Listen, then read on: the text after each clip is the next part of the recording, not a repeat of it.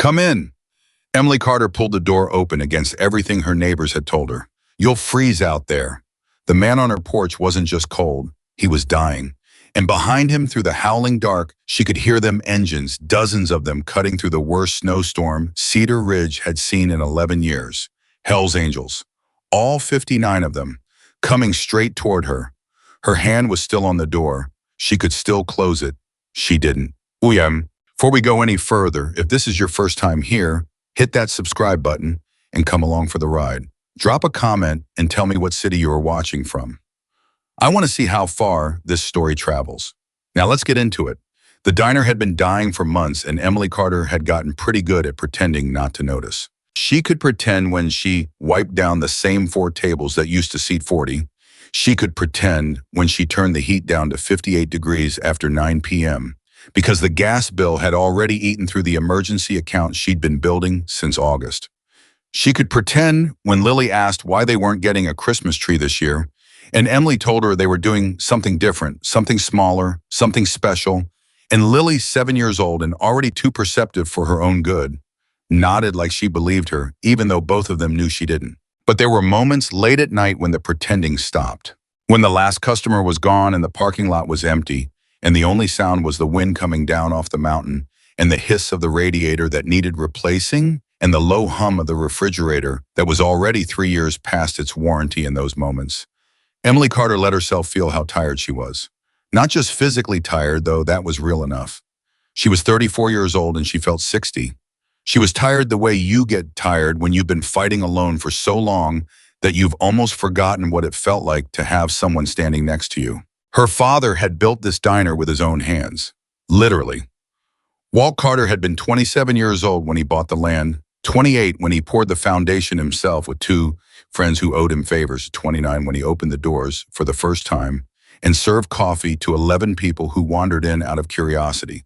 He'd called it Walt's, not clever, not fancy, just honest the way he was honest about everything. Walt's. A diner where everybody got a seat and nobody went hungry if Walt could help it. He'd run it for 31 years before the heart attack took him. And when he died, he'd left it to Emily not because she'd asked for it, not because she'd planned her life around it, but because he trusted her. Because he knew she understood what the place actually was, which had nothing to do with pancakes or PM or the elk burger that Dave Kowalski still drove 45 minutes to order twice a month. The diner was a promise Walt Carter had made to his community, and he trusted Emily to keep it. She had been trying. God, she had been trying. The divorce had been 2 years ago.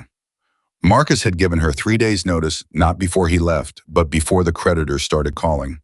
Turned out he'd been quietly borrowing against everything he could get his hands on, including the joint account Emily had been depositing her diner wages into for 6 years. When she'd confronted him, he'd looked genuinely confused, like he couldn't understand why she was upset, like he'd expected her to recognize that his problems were more important than the small matter of her financial ruin. Then he was gone. New city, new phone number. Lily's child support payments showed up for 3 months and then stopped. Emily's lawyer said she could pursue it, and she said yes, absolutely, as soon as she had money for a lawyer to pursue it with. She'd been managing alone ever since. The diner had seasons. Summer was good tourists coming through to the national park hikers' families on road trips. Fall was decent, the leaf peepers, the hunters. But winter in Cedar Ridge was brutal, and this particular December was shaping up to be the worst one Emily could remember. 3 straight weeks of snowstorms. The highway into town had closed twice. Her regular customers, the ones she actually counted on, the ones who came in 4 times a week and always left a fair tip, a lot of them weren't coming out in this weather. She understood. She didn't blame them. But understanding and not blaming didn't keep the lights on. The letter from the bank had arrived 11 days ago. She'd read it twice, folded it carefully, and put it in the drawer under the register where she kept important documents. Then she'd gone back to making coffee and hadn't told anyone about it. Not her best friend Donna, who worked 3 mornings a week and would have immediately launched into a campaign of phone calls and fundraising suggestions that Emily didn't have the emotional bandwidth for. Not her neighbor Carl, who was kind, but whose version of helping tended to involve a lot of unsolicited opinions about what she should have done differently. Not Lily, obviously. 31 days, that was what the letter said. 31 days to get current on the back payments or begin foreclosure proceedings on the building. 31 days had become 20, then 15, then 11. Tonight it was 8. She had 8 days left, and she was standing at the sink washing the last of the coffee mugs at 11:17 p.m. on the worst night of the worst December she'd ever lived through, and the snow outside had gone from heavy to something that didn't really have a polite name. A near whiteout, the kind of storm that made the weather radio crackle with warnings about road conditions and wind chill and the importance of staying indoors. She wasn't thinking about any of that when she heard the sound. She almost missed it. The wind was loud, genuinely loud, the kind of howling that worked its way into the edges of your consciousness and made you feel like the world was angry about something. But underneath and growing, she heard engines. A lot of engines. The deep rhythmic rumble of motorcycles, which made no sense because nobody rode motorcycles in a blizzard. Nobody rode motorcycles at 11 p.m. in December in the Colorado mountains, and yet the sound was unmistakably, definitely motorcycles. Dozens of them. Emily dried her hands on a dish towel and walked to the front window. She couldn't see much through the snow, just the pale wash of her parking lot lights and the white chaos beyond it. But she could see headlights, a lot of headlights cutting through the dark in a long column, slowing as they approached the diner. One by one, the engines dropped to idle and then cut out until the only sound was the wind again and the creak of the sign above the front door. She counted what she could see, stopped at 30 and gave up. There were more. Her phone buzzed on the counter. It was Donna. Lock your door. Don't let them in. Those are Hell's Angels. They went through Millbrook last fall, and there was a fight at the bar on Route 9. Lock your door, Em. I'm serious. Emily stared at the message. She could see more clearly now, as a few of the riders had dismounted and were moving toward the diner. Big men in black leather, patches on their backs, the distinctive bottom rocker she recognized even from a distance. She typed back, "How do you know?" Donna's response came in under 10 seconds. Carl recognized them from the highway. He called Mike Farrell and Mike called me. "Em, please just lock the door. Call the sheriff." She set the phone down. She wasn't afraid of Donna's fear. She understood it. It came from a real place. The stories about motorcycle clubs in small towns were part of the local mythology of places like Cedar Ridge, passed around at the post office, and the hardware store, usually involving a friend of a friend in a town 2 counties over. Emily had heard versions of those stories her whole life. Some of them were probably even true.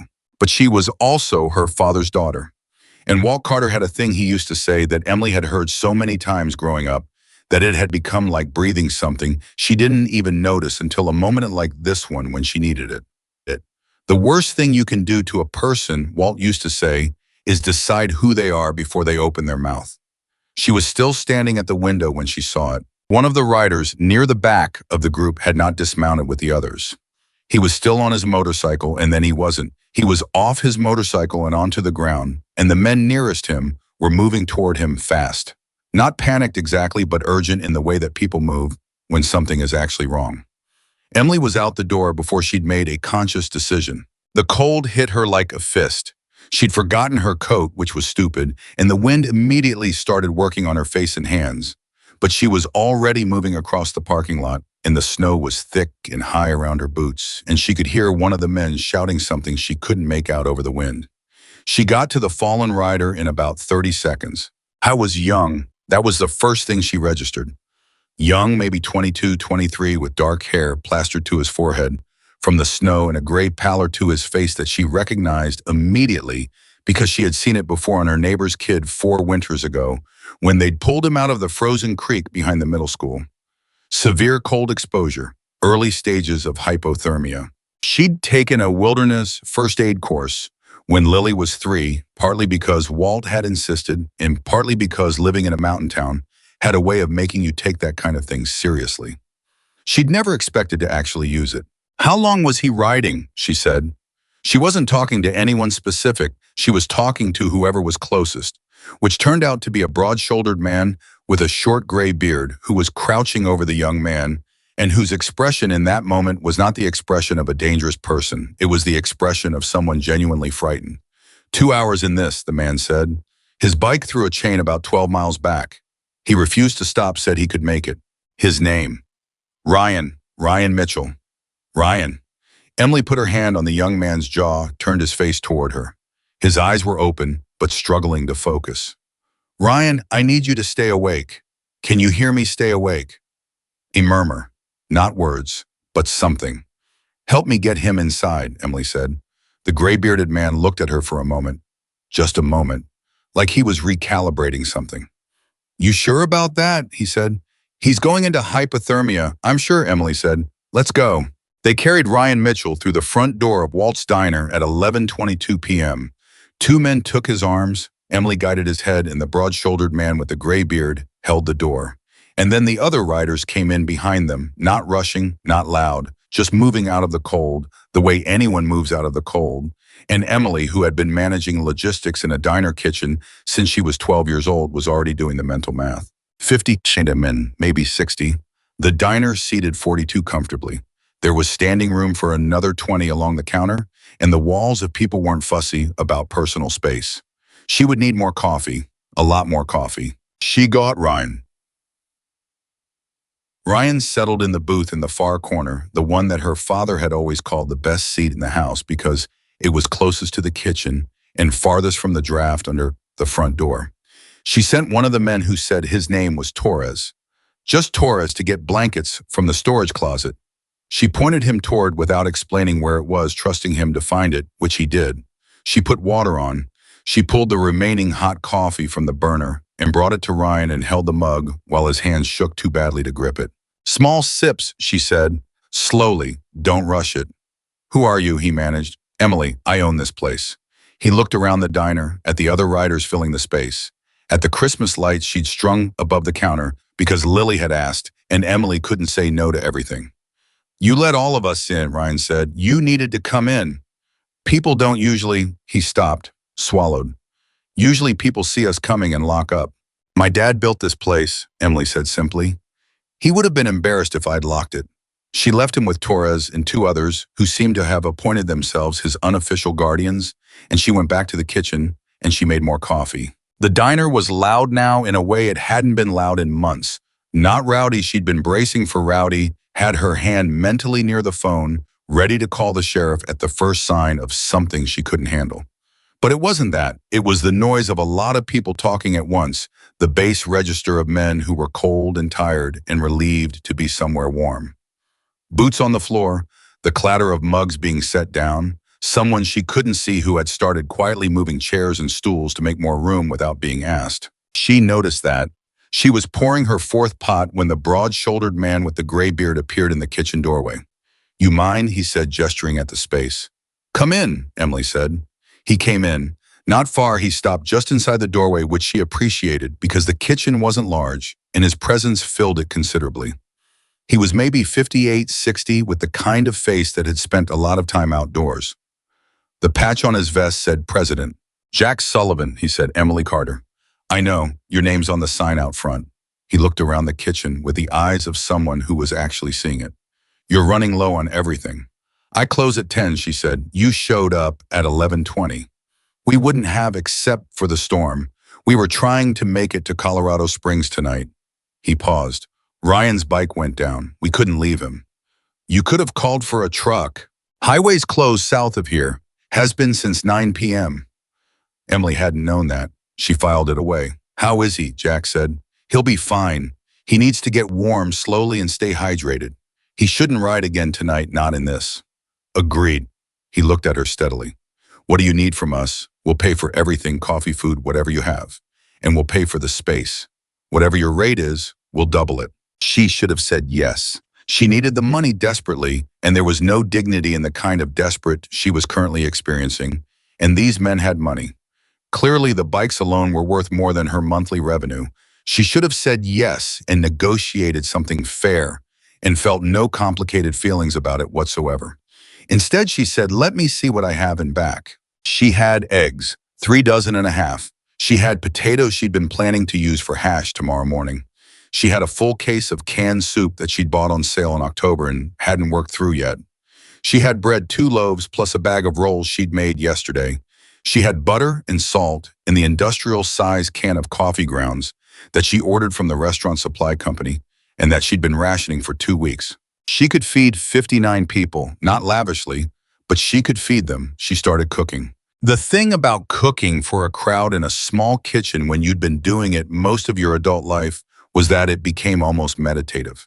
The body knew the movements, the mind could be somewhere else. Emily's hands went to work on the potatoes while her mind went somewhere. She usually didn't let it go when she was working the letter in the drawer under the register. The number at the bottom, the date, 8 days. She was on her third batch of hash when the kitchen door opened again. And it wasn't Jack Sullivan this time. It was a man she hadn't seen yet, shorter than the others, probably mid-40s with reading glasses perched on his nose, and what appeared to be a paperback novel in his hand, which struck her as unexpected. He had a patch that said, Sergeant at Arms. The guys want to know if they can help, he said. Emily looked up. Help with what? Whatever you need. Some of them cook. Danny actually went to culinary school for 2 years before he dropped out, which he will not stop telling us about. Despite herself, Emily almost smiled. I've got it. You've got 60 cold men to feed on your own in a kitchen you're clearly running on empty and, the man said pleasantly. It wasn't a criticism, it was just a statement of facts. Let us help. She thought about it for about 3 seconds. Eggs are on the second shelf, she said. Tell Danny I need them scrambled, not fancy, salt and pepper. That's all. The man with the reading glasses disappeared. 30 seconds later, a large young man with a shaved head and an incongruously gentle expression appeared and washed his hands without being asked and said, Where's the scrambled eggs going? Anywhere that needs filling up, Emily said. Yes, ma'am. She didn't correct the ma'am, even though it made her feel about 80 years old. The next 2 hours were something she would spend a long time trying to find the right words for afterward. There was no single dramatic moment, no scene that crystallized everything. It was more like a steady accumulation of small things that taken together amounted to something large. The man who'd moved chairs without being asked turned out to be named Garrett, and he cleared tables without being asked either, and when he found out the dish station was backed up, he rolled up his sleeves and did dishes, just did dishes for 40 minutes straight without making it a thing. There was a man named Pat who had brought his own road atlas, the old paper kind, and was quietly helping 3 other men figure out alternate routes given the highway closure, his voice low and methodical. There were 2 men near the window who were on their phones, family calls. Emily gathered updating people who were waiting for them, the conversation short and reassuring in the way that men of a certain generation tended to keep conversations short and reassuring. Ryan Mitchell from his booth in the corner had stopped shaking. Color was coming back into his face. He'd eaten half a bowl of soup and most of a roll, and now he was talking quietly with Torres, and whatever they were talking about was making Ryan laugh occasionally, a thin, exhausted laugh, but a real one. Emily was at the register tallying what she'd used when she realized she had no idea how long she'd been running on pure motion and hadn't thought about the letter in the drawer since she'd started cooking. She looked up and found Jack Sullivan sitting at the counter. He was watching her with an expression she couldn't immediately name. Not pity, not quite admiration, something more complicated. You cooked for 60 people with what you had in your kitchen, he said, at midnight after a full day. It's a diner, she said. That's what we do. We're going to pay you fairly, he said. I'm not going to argue about that. You can tell me the number and I won't negotiate. I'll figure out what it's in and charge you that, she said. That's not how it works. It is how it works tonight, she said. I was quiet for a moment. Outside, the storm was still going. Inside the diner was warm, warmer than it had been all winter, because there were 60 human bodies generating heat that the old heating system had been struggling to produce on its own. Your name is on the bank notice in the window, Jack said. She went very still. The one from First Mountain Savings, he said. I can see it from here. I wasn't trying to read it, but it's readable. She had forgotten about the notice. The bank had sent it to be posted on the window of the business, a legal requirement she'd been told part of the process. She'd meant to take it down and had kept forgetting. Now she felt the specific humiliation of being seen, not just of being in trouble, which she'd made her peace with, but of being seen in trouble, which was different. That's not your business, she said. No, Jack agreed immediately. It isn't. He picked up his coffee mug. But I hope things work out. For this place, whatever your dad built here, he built something worth keeping. She looked at him. He did, she said quietly. He nodded and didn't say anything else about it. She went back to the kitchen. It was nearly 2 in the morning when she emerged again, to find that someone had washed every dish in the kitchen, wiped every surface, and restocked the cups along the counter with what remained of the clean mugs. The floor around the coffee station had been swept. The front windows had been wiped clear of the condensation that had accumulated from 60 warm bodies in a cold room. She stood in the middle of her diner and looked at it, and something in her chest did something complicated that she was too tired to analyze. Ryan Mitchell was asleep in the corner booth covered with two of her blankets, his color normal, his breathing steady. Torres had not moved from the seat across from him. One by one through the hours before dawn, the other riders had made themselves as comfortable as the diner's geometry allowed. Some were in booths. Some had arranged chairs in groups. Several were simply sitting against the wall with their arms crossed and their eyes closed, the particular talent of people accustomed to sleeping wherever they ended up. By 4 a.m., the diner was quiet. The storm had eased, not stopped, but eased, dropping from a howl to a consistent, heavy snowfall that was almost peaceful by comparison. Emily was sitting at the counter with a cup of coffee she'd made for herself, the first cup that had been entirely hers all night. She was bone-tired. Her feet ached in a way that went beyond the usual end-of-shift ache. Her back had been making its feelings known since around midnight. She sipped the coffee and looked at the room. At the men sleeping, at Ryan Mitchell in the corner breathing steadily. She had let them in, and nothing bad had happened. Something else had happened instead, something she didn't have precise language for, yet something that felt like relief and looked like evidence, like the world proving a small, important point. Her father's voice came to her. The worst thing you can do to a person is decide who they are before they open their mouth. She hadn't locked the door. She still didn't know if it was courage or stubbornness or just exhaustion that made her pull it open instead. But she knew what her father would say. He would say, it didn't matter which one it was. He would say, you opened it. That's enough. At 5:47 a.m., Jack Sullivan was the first one up. He moved quietly through the diner, and Emily watched him check on Ryan. Felt Ryan's forehead, satisfied himself that the young man was truly sleeping and not something worse before he came back to the counter. Coffee, Emily said, please. He sat down. He looked like someone who hadn't slept but wasn't bothered by it. She poured. They drank in silence for a few minutes. The storm's letting up, he said. Should be passable by mid-morning. Then we'll be out of your hair. He set his mug down. Ryan can ride in one of the trucks. His bike goes in the trailer. He'll be fine, Emily said. Drink plenty of water today and eat. I'll tell him. He paused. You want to tell me why you didn't lock the door last night? She considered the question. Not because she didn't know the answer, but because she wanted to get it right. Because locking it would have been the wrong thing to do, she said. He nodded slowly, like that was the answer he'd expected, and it was the one that mattered. People who open doors when everyone else tells them to close them, Jack Sullivan said, are never forgotten. Emily looked at him. She thought it was a nice thing to say, a gracious thing, the kind of thing you said at the end of a long night when everyone had managed to be decent to each other and you wanted to close it out properly. She thought it was a kindness, the way you leave a bigger tip than you need to just to make something right. She did not think it was a promise. She would learn later that with Jack Sullivan, those were always the same thing. The riders left with the morning, the sound of their engines fading into the white silence of the mountain. Emily watched them go, then went back inside. She counted what was left in the register. She looked at the drawer where the bank letter was. 8 days had become 7. She made herself a plate of the leftover hash, sat down in the corner booth where Ryan Mitchell had slept, and ate alone in the quiet diner. Outside, the snow was still falling soft now. The highway was open again.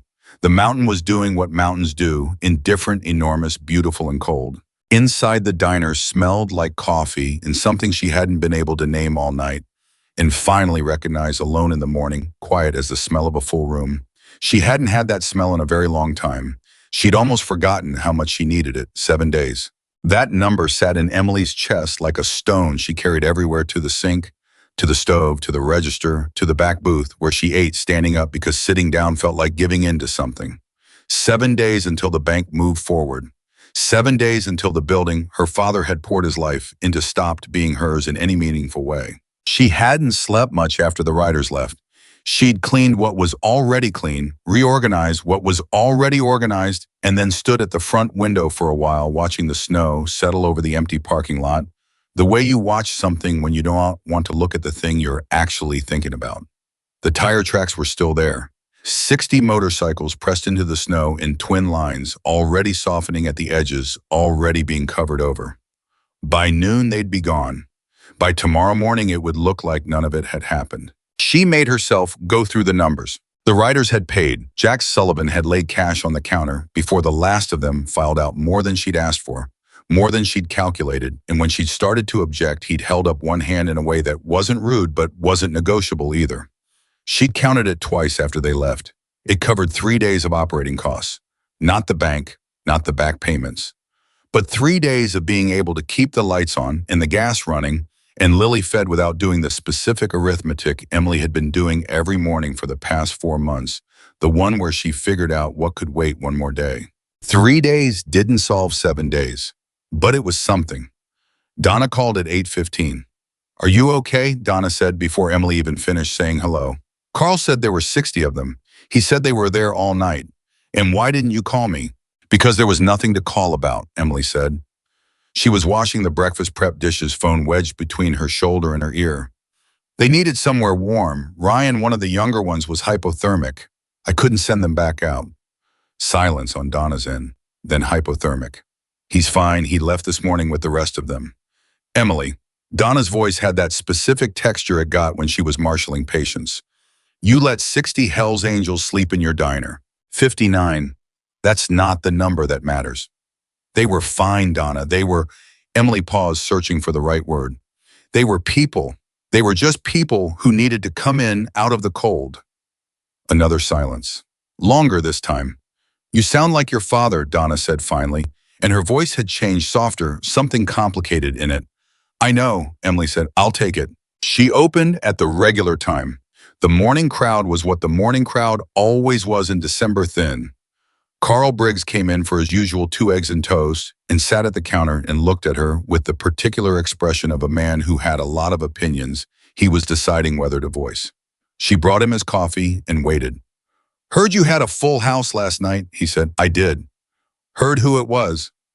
"I imagine most of Cedar Ridge has heard by now," Emily said. Carl wrapped both hands around his mug. He was 63, a retired postal worker, and he'd been coming to Waltz for 20 years. He'd been at her father's funeral. He'd helped her carry equipment when the walk-in freezer had to be moved 2 winters ago. He was a good man with the particular limitation of a good man who'd never had his assumptions challenged in any serious way. "Your dad would have done the same thing," Carl said. Emily looked at him. "I know he would have," Carl said. "Doesn't mean it wasn't risky." "Everything's risky," Emily said. "Not opening the door would have been risky too." Carl grunted. That was his version of acknowledging a point. He ate his eggs and left a $1.50 tip, which was 50 cents more than usual, and Emily suspected it was his way of saying something he didn't have the vocabulary for. The day moved through itself the way slow December days did. A couple of hikers came in for lunch. Dave Kowalski called about the elk burger, was disappointed to hear she'd used the last of the elk, and said he'd check back next week. The afternoon was quiet in the way that felt less like peace and more like the absence of something. Emily was in the back doing inventory, a project she'd been putting off because the inventory always told her things she didn't want to know when Lily came in from school. She heard the bell above the door. She always knew Lily's entrance by the specific rhythm of it, the door, then the stomp of boots being cleaned on the mat, then the thud of the backpack hitting the nearest chair. "Mom." In the back. Lily appeared in the kitchen doorway, still in her coat. Her dark hair wind-tangled, her cheeks red from the cold. She was 7 and small for her age and had her father's eyes, but mercifully very little else from him that Emily could identify. "Katie says there were bikers here last night," Lily said. "Like 100 of them." 59, Emily said. Lily's eyes went wide. "Real bikers with the jackets." "Real bikers with the jackets. Were they mean?" Emily set down her clipboard. She turned to look at her daughter properly, the way the question deserved. "No," she said. "They were cold and tired, and one of them was sick, and we took care of them. That's all." Lily absorbed this. "Did they eat the soup?" "They ate everything I had, even the rolls from yesterday." Even those. Lily nodded with the profound satisfaction of someone who had contributed to something important. She'd helped Emily make those rolls. Good, she said. Then she went to the counter to do her homework, which was the routine, which was one of the things Emily was fighting to keep this specific, ordinary thing, her daughter at the counter doing second-grade homework in the diner, being a kid in the place where kids in their family had always been kids. Emily went back to inventory. She was 2 shelves in when the phone on the wall rang. She answered it, expecting a reservation or a supply delivery question. Instead, she got a voice she didn't recognize, male middle-aged with the slight formality of someone who'd prepared what they were going to say. Is this Emily Carter, owner of Walt's Diner in Cedar Ridge? Speaking. My name is Gary Polson. I'm a reporter with the Mountain Valley Gazette. A brief pause. I understand you housed a Hells Angels chapter during last night's storm. I was hoping to ask you a few questions. Emily's first instinct was to say no. Her second instinct, which arrived about half a second later, was that saying no would make the story more interesting to a reporter, not less. Her third instinct was that she was too tired for instincts and should just answer the man honestly. What do you want to know, she said. Why did you let them in? Because one of them was going into hypothermia and the rest needed to get out of the cold. Were you afraid? I was cautious, she said, and there's a difference. What's the difference? Fear decides for you, she said. Caution means you're still thinking. A pause. She could hear him writing. Did anything happen? Any incidents? They ate. They slept. They cleaned up before they left. They paid more than I asked. She let that land. That's the incident. Some people in town are saying you took a significant risk. Some people in town weren't there, Emily said. I was. She gave him 5 minutes. Not more. He thanked her and hung up, and she stood with the phone in her hand for a moment, unsure whether she'd done something smart or something that would make the next few days more complicated than they needed to be. She put the phone down and went back to inventory. The canned goods were low. The coffee supplies were lower than she'd thought, even accounting for last night. She made a list. She looked at the list. She calculated whether the money from last night covered what was on the list and had a small margin left over for other things. It did. Barely. She tucked the list in her apron pocket and went out to check on Lily. Lily was not doing homework. Lily was drawing. She did this, drifted from homework into drawing when the homework wasn't interesting enough, which was most of the time. She was drawing motorcycles. Not very accurately, but with genuine enthusiasm, filling a whole page with them. You know they're not coming back, Emily said. I know, Lily said without looking up. I just wanted to draw them. Emily looked at the page. Dozens of small motorcycles side by side filling every inch of white space. Something about the image did something to her throat that she didn't examine too closely. Finish your actual homework first, she said. After this one, Lily said, which was a negotiation Emily didn't have the energy to win, so she let it go. The next 3 days were quiet in ways that felt both like relief and like waiting. The Mountain Valley Gazette ran a small item, not front page, buried in the local section, 4 paragraphs. Emily read it twice. It was accurate, which she appreciated, and it made her sound steadier than she'd felt that night, which she didn't mind either. A few people came into the diner and mentioned it. Most of them were kind. One woman, Nancy Treadwell, who taught at the elementary school and had definite opinions about everything, told Emily she'd shown remarkable courage, which Emily accepted with a thank you and privately found a little dramatic. A man she didn't know stopped by and said his brother had been in the chapter that passed through and wanted to say thank you in person. She'd given him coffee and told him his brother was welcome. She was fine. She was managing. She was counting down. 4 days left, then 3. On the morning of day 3, she got the call from the bank. Not the same person as the letter. A different person. Softer voice, a woman named Patricia, clearly experienced at making calls like this without sounding like she was enjoying it. Ms. Carter, I'm calling to follow up on the notice regarding your account. We wanted to see if you'd like to schedule a meeting to discuss options. Options, Emily repeated. There may be programs available. Patricia, Emily said, I've read every document you've sent. I've called twice. I understand the options. What I don't have is the money to exercise them. That's the actual situation. A gentle pause. I understand, Ms. Carter. We do have a process. I know the process. I've been living the process for 4 months. She wasn't angry exactly. She was something past anger, something quieter and more exhausted. I just need you to tell me if there's anything new or if this is the same call as the last one. Patricia was quiet for a moment. I'm sorry, she said, and she sounded like she meant it, which Emily gave her credit for. I don't have anything new. Then I'll talk to you in 3 days, Emily said and hung up. She stood in the kitchen. The prep timer was going. She had potatoes to start and a delivery coming at 10 and Lily's school pickup at 3:15 and 30 other small mechanics of a day that would keep moving whether she moved with it or not. She splashed cold water on her face. She turned the prep timer off. She started on the potatoes. She was 15 minutes into the prep when she heard it. Not as loud as the first time, one engine, not 60, coming into the parking lot and cutting off. She assumed it was the delivery truck coming early, which the delivery company was never supposed to do and always did anyway. She heard the bell above the front door. Be right out, she called. She finished the slice she was working on and wiped her hands and pushed through the kitchen door. It was Ryan Mitchell. I was standing just inside the entrance, helmet under his arm, hair shorter than she remembered, or maybe just different without the cold and the pallor and the emergency of that first night. He looked healthy. He looked like a normal 23-year-old who happened to be wearing a leather vest with a bottom rocker that said Colorado. He also looked nervous, which she hadn't expected. Hi, he said. Hi, she said. I wanted to, he stopped. Tried again. Jack said I should come, but honestly, I was going to come anyway. So, he cleared his throat. I wanted to thank you, in person. Before I was pretty out of it, and I wasn't sure I said anything coherent. You said enough, Emily said. I should have said more. He looked down at his helmet, then back up at her. You didn't have to do what you did. You didn't know us. You had every reason to keep the door closed, and you didn't, and he stopped again. There was something working in his jaw like he was chewing on words that weren't coming out right. I haven't been able to stop thinking about it. What that means, that a stranger he shook his head. My mom's been writing my case about writing a letter, and I told her I'd rather do it in person. Emily looked at him for a moment. Then she went behind the counter and poured 2 cups of coffee without asking. She set one in front of the stool across the counter. Sit down, she said. He sat. Your mom sounds smart, Emily said. She really is. A beat.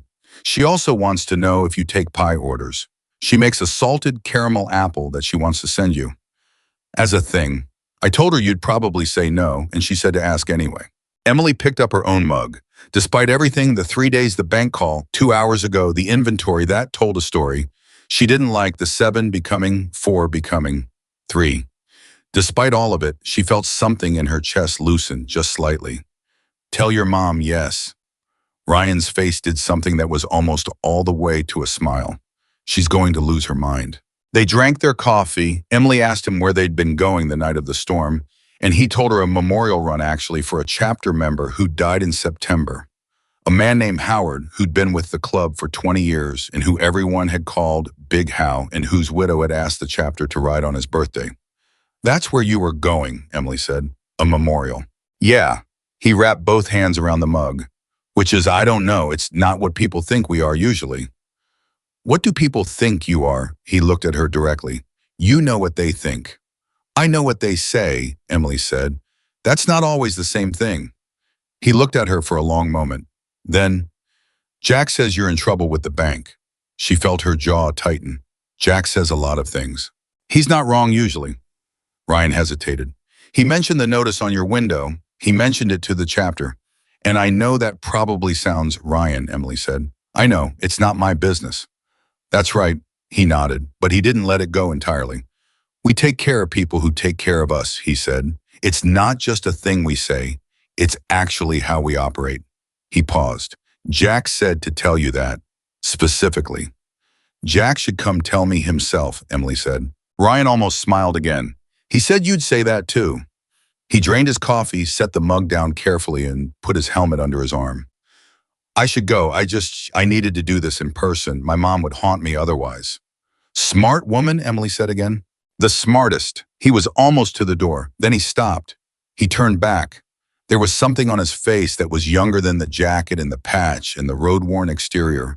Something that was just a kid who'd been genuinely scared and genuinely helped and hadn't forgotten either. My dad died when I was 15, he said. Heart attack. It was sudden, and after it happened, people kept telling my mom and me and my sisters, they kept saying, reach out if you need anything. and nobody ever actually showed up. Not once. A beat.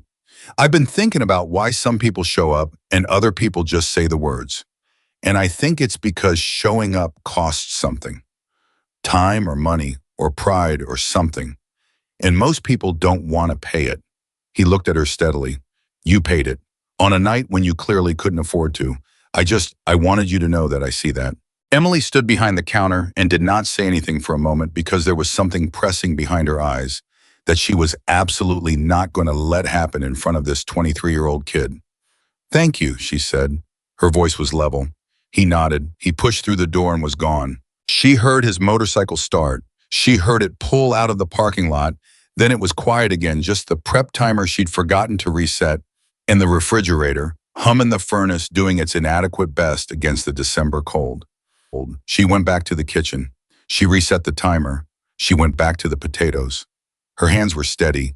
She was fine. She was absolutely fine. The delivery truck showed up at 10:15, which was late even by their standards. The driver, a man named Greg, who always smelled like the pine air freshener, he kept on his dashboard, carried boxes in, and stacked them where Emily pointed and said, "Heard you had some excitement the other night." And Emily said, "A little." And Greg said he'd seen the piece in the Gazette and thought it was real nice what you did. And Emily said thank you and signed the invoice and did not engage further because Greg, left to his own devices, would talk for 40 minutes and she had things to do. The lunch rush, such as it was, came and went. 4 tables, 8 people. She knew all of them. They ate, they talked, they tipped reasonably, they left. The afternoon was hers. She used it to do the books, which she'd been avoiding, because the books were where the real story was, the one with no ambiguity and no softening narrative. She spread everything on the back table, the receipts, the invoices, the bank statements, the letter she'd finally taken out of the drawer and looked at properly. The numbers had not changed. Debt didn't wait for you to be ready. She needed at minimum $9,000 to get current with the bank. She had $940 in the operating account. She had another $1,200 in the personal account. She kept separate the emergency account, the one she'd promised herself she wouldn't touch, because the emergency it was for was always just a little further off than the current crisis. The gap was enormous. The gap was not closable in 3 days. She sat with that reality for a while, not fighting it, just sitting with it. She thought about her father. She thought about him pouring the foundation at 28 years old. The 2 friends who owed him favors, the 11 people who wandered in the first day out of curiosity. She thought about what he'd built and what it meant and what it would mean when she had to walk away from it, which she was going to have to do. The numbers didn't lie. The numbers had never lied. What she was going to lose wasn't just a building. She knew that. She'd always known that. What she was going to lose was the last physical place in the world that still felt like her father was present, like he might come out of the kitchen any minute, wiping his hands on a dish towel, asking if she'd remembered to order the extra coffee grounds. She folded the bank letter and put it back in the drawer. She got up and checked on Lily, who had finished her homework, actual homework, and was reading belly down on the front booth's bench seat, her feet in the air. Emily sat across from her and watched her read for a few minutes, and Lily, without looking up, said, "Stop watching me, it's weird," which meant she knew she was being watched and wanted Emily to know that she knew, which was such a Lily thing to do, that Emily felt something in her chest that hurt in a way that wasn't bad. "Sorry," Emily said. "You want something to eat?" "Grilled cheese, yeah." "Can I come back and watch?" "You can watch from out here." She made the grilled cheese. She brought it out. Lily ate it without putting the book down, a skill Emily had never quite mastered herself. They sat together in the quiet afternoon diner, and outside the snow had settled and the light was doing the thing it did in December, when it came through clouds and turned everything briefly gold before the dark came down. Emily watched her daughter eat. 3 days. Whatever happened, she had this moment, this kid, this stubborn, impossible, real and specific thing. Whatever happened after 3 days, she had this. She was still sitting there when her phone rang. She looked at the screen. Unknown number. Area code she didn't recognize, not Colorado. She answered it. "Emily Carter." "Yes." "My name is Dan Purcell. I'm calling from Memphis, Tennessee." A pause. "You don't know me, but I know Jack Sullivan. And I heard what happened in Cedar Ridge last week." Another pause, briefer. "I wanted to ask if I could do something about your situation with the bank." Emily went very still. "How do you know about the bank?" she said. Jack mentioned it, the man said, not apologetically, just directly like it was information and information was neutral. I run a motorcycle supply business. I've been a supporter of the club for 15 years. When Jack calls me, I listen. A beat. He called me this morning. Emily said nothing. I'm not looking to complicate things, Dan said. I'm not looking for anything in return. When Jack tells me a woman opened her diner to 60 riders in a blizzard and then couldn't make her bank payment a week later. I feel like that's a situation that deserves to be addressed. That's very generous, Emily said carefully, but I don't take charity. Good, Dan said. I am not offering charity, I'm offering a loan. Fair terms, no interest for the first year. You pay it back when you can at a rate that doesn't hurt you. Jack will vouch for my character. You can have a lawyer look at the paperwork if you want. Emily's heart was doing something she hadn't given it permission to do. Why, she said. Because the world has too many people who lock their doors and not enough people who open them. Dan Purcell said simply, and I have the resources to make a distinction between the two. She gripped the phone. She looked at Lily, who had finished her grilled cheese and was fully absorbed in her book, again oblivious to the fact that something was shifting in the room, something that might change the next month, the next year, the whole trajectory of what came after 3 days. I'd need to talk to a lawyer, Emily said. Of course. And I'd need to talk to Jack directly. I expected that, Dan said. He's available tomorrow. He said he'd drive up if you wanted to meet in person. Emily looked at the drawer under the register, the letter inside it, the number at the bottom. Tell him 2 o'clock, she said. I will. A pause. Ms. Carter, for what it's worth, from everything Jack told me, what you did that night wasn't a small thing. I know it probably felt like just doing what was right, but a lot of people do what's right when it's easy. You did it when it cost you. That matters. She didn't trust her voice completely, so she kept her answer simple. Thank you, she said. She hung up. She sat for a moment in the quiet. Lily had looked up from her book. Who was that? Someone who wants to help, Emily said. Lily considered this with the particular gravity of a 7-year-old encountering new information. Is it good help or bad help? She asked. Emily looked at her daughter. I think, she said slowly, it might be really good help. Lily went back to her book. Emily went to the kitchen and started prepping for the dinner service she probably wouldn't need, because the evening crowd in Cedar Ridge in December was thin at best, and tonight would likely be no different. But she prepped anyway, because this was what you did. You kept the kitchen ready. You kept the lights on. You kept the door unlocked. You didn't know who needed to come in out of the cold. You never knew. You just kept the door ready. She was pulling the second sheet of biscuits from the oven when she heard Lily call from the front. Mom, come look. Something in Lily's voice made her set the biscuits down without thinking. She came through the kitchen door. Lily was at the front window, both hands on the glass, her book forgotten on the bench behind her. There's a car, Lily said, and a truck. And Mom, there's a lot of people. Emily walked to the window and looked. The parking lot was not full. It wasn't 60 motorcycles in a blizzard. It was maybe 12 vehicles, cars, trucks, a couple of vans, and the people getting out of them were not all bikers. Some of them were, but some of them were just people. Ordinary-looking people carrying things, bags, boxes, what appeared to be a toolbox. A woman Emily had never seen before was walking toward the front door. She was maybe 60 with silver hair and a direct way of moving, and she was carrying a pie in a carrier that Emily recognized as the kind you use for transport. A fancy one, the kind that protected the crust. The bell above the door rang. The woman came in first. She looked at Emily and smiled, warm, genuine, the smile of someone who already knew something. I'm Connie Mitchell, she said, Ryan's mother. She held out the pie carrier. Salted caramel apple. I baked it this morning. Emily stared at her. He told you I said yes, Emily said. He told me you said yes, Connie confirmed happily. And then he told Jack. And Jack made a few calls. She glanced back at the people filing through the door behind her. I hope this is all right. We're not here to make a fuss. We wanted to do something. And Jack said doing something was better than saying something. Emily looked at the people coming into her diner. Not bikers, mostly people. A man with a tool bag. A woman with grocery bags. Someone else with what looked like paint supplies. Someone carrying a new section of baseboard she recognized immediately because her own baseboard had been cracked for a year. What exactly, Emily said carefully, did Jack tell them? Connie Mitchell tilted her head slightly. He told them you fed 60 people with what you had and didn't ask for anything back, she said. And he told them you were about to lose the building. She paused. Jack doesn't usually ask for favors. When he asks people come. Emily felt her throat close around something she didn't have a name for yet. The man with the tool bag stopped in front of her. Name's Phil, he said. I'm a licensed contractor. I heard the heating system here needs some attention. That true? It's been struggling, Emily said. I'd like to look at it, Phil said. Free of charge. And if it needs parts, we've got that covered too. Behind Phil, more people were coming in. The diner was filling again, not the way it had filled that storm night, not with the charged, complicated tension of 59 strangers and a woman deciding whether to trust them.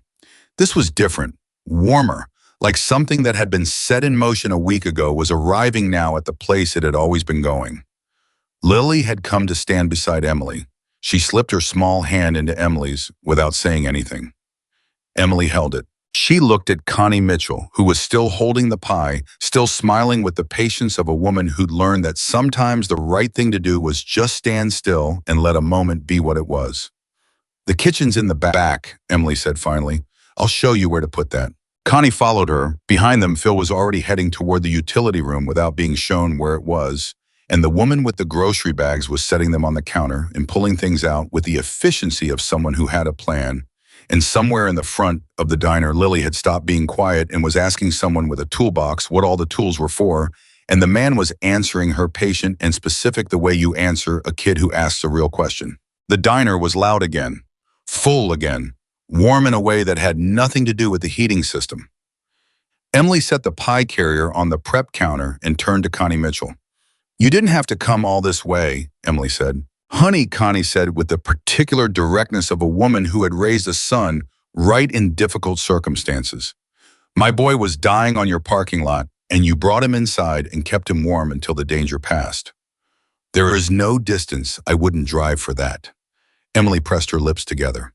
Thank you, she said. It was the same 2 words she'd said to Ryan that morning, but they meant something different now. Or maybe they meant the same thing, but more of it, the way a word can hold more weight each time you say it and mean it. Don't thank me yet, Connie said. She was already unwrapping the pie. Wait until you taste this, then thank me. Emily laughed. It surprised her, real unguarded, the kind of laugh that comes from somewhere you'd forgotten was still open. It filled the kitchen briefly. It was the first time she'd laughed like that in longer than she could remember. She put her hands on the counter. She looked at the wall of the kitchen, her father's wall, the one with the small frame photo of Walt on opening day, 28 years old and grinning in front of his brand new sign, 2 friends behind him, the world still possible. Outside in the diner, the noise of people doing things was steady and purposeful. The heating system somewhere in the utility room was about to get more attention than it had gotten in 2 years. The grocery bags were being unpacked. The baseboard was going to be replaced. And Connie Mitchell's salted caramel apple pie was sitting on the prep counter of Walt's diner, filling the whole kitchen with a smell that was, Emily thought, almost aggressively hopeful. 3 days had become 2, but the math was changing, slowly and probably, stubbornly, the way everything her father had ever built had been built. The math was changing. Phil Garrett was not a man who used 2 words when one would do, and he did not use 1 word when silence would do better. He'd been a licensed contractor for 23 years, had worked on everything from residential additions to commercial retrofits in 4 states, and he had a way of looking at a building that was less like inspection and more like diagnosis, the way a doctor looks at a patient reading things the patient doesn't know how to name. He spent 40 minutes in Emily's utility room the evening Connie Mitchell brought the pie. He didn't ask for help. He didn't give a running commentary. He just worked, and the sounds that came from the utility room were the sounds of someone who knew exactly what they were dealing with and had stopped being surprised by it approximately 20 years ago. When he came out, he stood in the kitchen doorway and looked at Emily with the expression of a man delivering information he was not going to sugarcoat. Your heating unit is shot, he said. Not struggling, shot. The heat exchanger cracked probably last winter, maybe the one before. You've been running on the secondary elements, which is why your gas bill has been what it's been. He paused. You're also losing about 30% of your heat through the north wall. Insulation's compressed to nothing in there. and the roof above the kitchen has a seam pulling apart that's going to be a major problem the first hard rain in spring. Emily stood very still. She'd known about the heating. She'd suspected about the insulation. She had not known about the roof. How bad, she said. The roof, he tilted his head. Manageable if you catch it now, expensive if you don't catch it until it's raining inside your kitchen. He looked at her steadily. I'm coming back Saturday with 2 guys. We'll do the heating unit in the north wall. Roof is a separate job. I want to get up there in daylight when it's not icy. Phil, Emily said, I can't ask you to. You didn't ask, he said. Jack asked. I answered Jack. He picked up his tool bag. Saturday, 7 a.m., have coffee ready. He left, just like that. No negotiation, no discussion, no space in the conversation for Emily to find a graceful way to object. She stood in her kitchen and looked at the wall where the utility room door was still slightly open. She could hear the others still working in the front. The baseboard being replaced, quiet voices. Someone running water at the sink. Connie Mitchell was at the prep counter slicing her pie into portions because the people who'd come to work had apparently also come hungry, which made sense and which Emily had started feeding without really deciding to, because feeding people who showed up was what you did. Lily was in the front booth, not reading anymore. She was talking to a man named Stu who had a gray beard and a mechanical pencil, and who had apparently explained to her in detail how a baseboard heating element worked, and Lily was asking follow-up questions with the intensity she applied to everything that interested her, which was everything. Emily watched them through the pass-through window. The day had started with a phone call from Patricia at the bank. It was ending with a contractor's diagnosis in a room full of people who'd driven in from 3 different directions because a man named Jack Sullivan had made some calls. She didn't know how to hold all of it. She had spent 2 years learning to manage alone, learning to make the walls between herself and the kind of help that came with strings or pity or obligation, and this, whatever this was, didn't fit any category she'd built. It didn't feel like pity. It didn't feel transactional. It felt like something she didn't have precise language for, something that was making it harder than usual to keep her face arranged the way she needed it arranged. She cut herself a piece of Connie's pie, sat down on the stool in the corner of her own kitchen, ate it. It was without question the best thing she'd tasted in months. The next morning, Jack Sullivan arrived at 2 o'clock, exactly what she had expected from him. He came alone, which she had also expected. He drove a truck rather than his motorcycle, which surprised her slightly, and then she thought about it and realized it probably shouldn't. A man who drove 60 miles each way to honor a commitment chose the vehicle that was right for the conditions, not the one that made a statement. He came in, sat at the counter, and accepted the coffee she poured without being asked. He looked good, rested, clear-eyed, with the particular quality of a man who was not performing anything. Dan Purcell called you, he said. He did. He's a fair man. The terms he offered you are genuine. I know. I talked to a lawyer friend in Denver this morning. Emily put both hands on the counter. She said the paperwork was clean. Jack nodded. I want to ask you something, Emily said. Go ahead. Why? She looked at him directly. Not Dan Purcell's why I believe his answer, but yours. Why are you doing this? Because you don't know me. You were in my diner for one night. I did what anyone should have done. She paused. So why? Jack wrapped both hands around his mug. He was quiet for a moment, not evasive, just thinking the way people who say real things take a moment to make sure what they're about to say is actually true. When I was 32, he said, I had a bad year, not bad like inconvenient, bad like I lost my job, my marriage was falling apart, I had a 6-year-old kid at home, and I was not handling any of it well. He looked at the counter.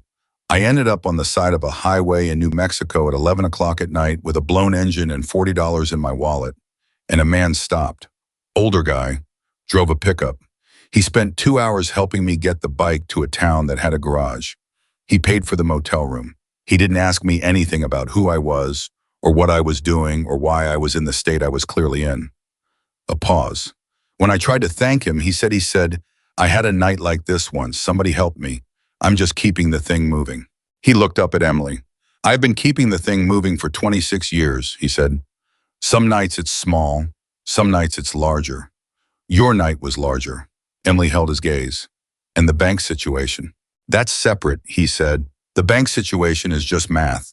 Dan has the math. The rest of us can cover the immediate cost of the repairs.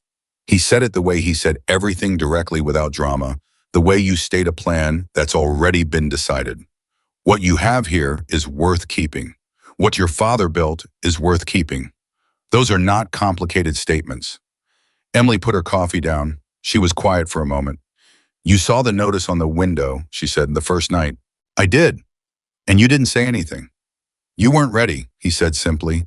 Telling someone you've seen their trouble before they're ready to talk about it isn't help, it's intrusion. She looked at him for a long moment. You're nothing like what people say you are, she said. He almost smiled. Most people aren't. They went over the plan. It was more organized than she'd expected.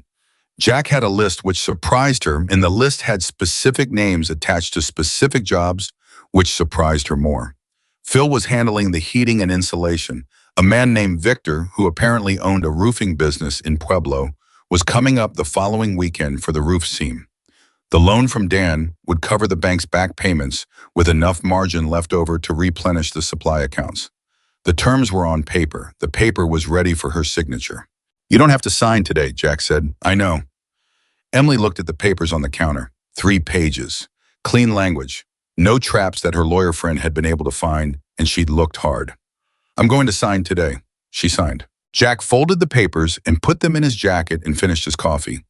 He was standing to leave when the door opened and Carl Briggs came in for his usual afternoon coffee, stopped short at the sight of Jack Sullivan, and visibly recalculated something. Emily watched Carl look at Jack. She watched Carl make a decision she could see happening in real time on his face, the old story competing with the thing directly in front of him, which was a large man in a leather jacket sitting at the counter of a diner.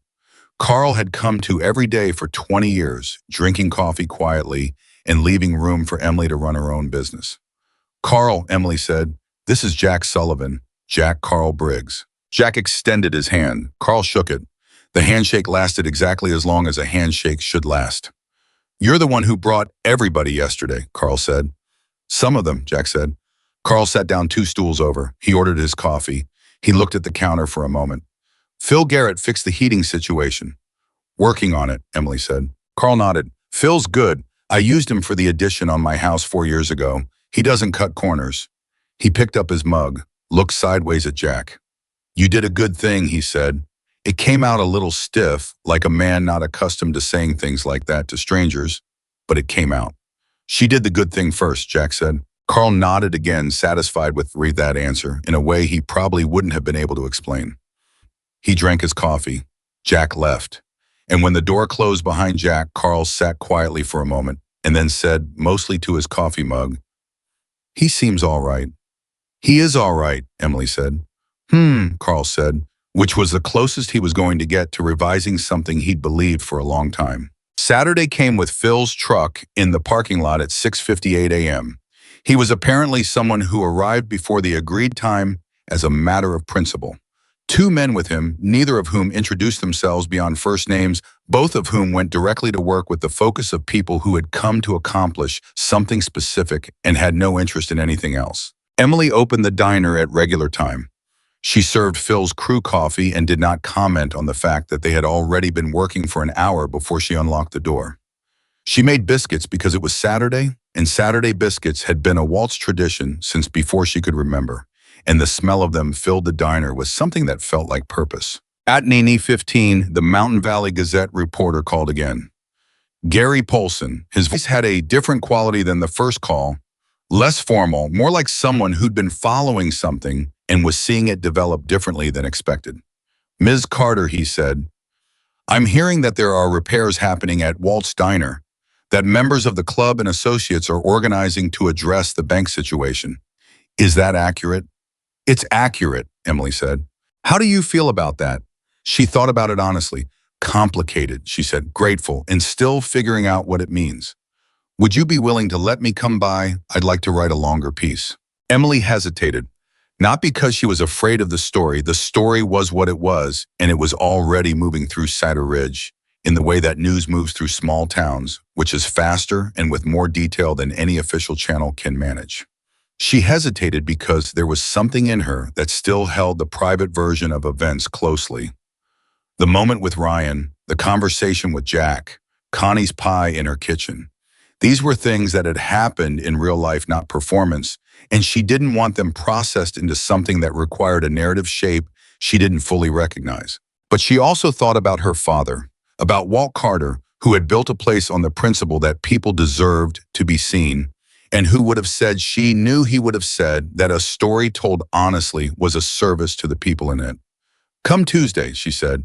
"Mid-morning. Bring your own coffee. Mine's going to be busy." 2 days later, the bank called. Not Patricia this time, a man named Robert Stills, who had a more senior quality to his voice. The quality of someone who had been told something and was calling to acknowledge it. "Miss Carter, we've received a substantial payment against the outstanding balance on your account. I want to confirm that you're aware of this and that it was authorized." "I'm aware," Emily said. "The account is now current," he said. "More than current, actually, there's a credit balance that will carry you through several months of regular payments." She sat down. She hadn't meant to sit down. She was in the middle of prep, but her legs apparently had their own opinion about the moment. "Thank you for letting me know," she said. "Of course." A pause that was almost not quite, but almost warm. "We hope to continue your relationship with the bank, Miss Carter." She set the phone down on the prep counter. She sat on her kitchen stool. She put her hands flat on her thighs and breathed. Current. The account was current. Phil appeared in the kitchen doorway because Phil had a talent for appearing when things were happening, or maybe it was just that things were always happening in the vicinity of Phil. He read her face with the efficient accuracy of a man who had watched many situations resolve one way or another. "Good news," he said. "The bank," she said. Phil leaned against the doorframe. "Good. It doesn't feel real yet. It will."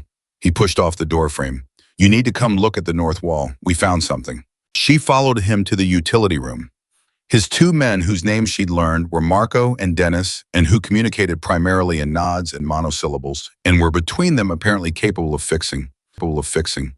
Most things had pulled back the interior paneling on the north wall to access the insulation. What they'd found behind it was a layer of original construction, Walt Carter's original construction.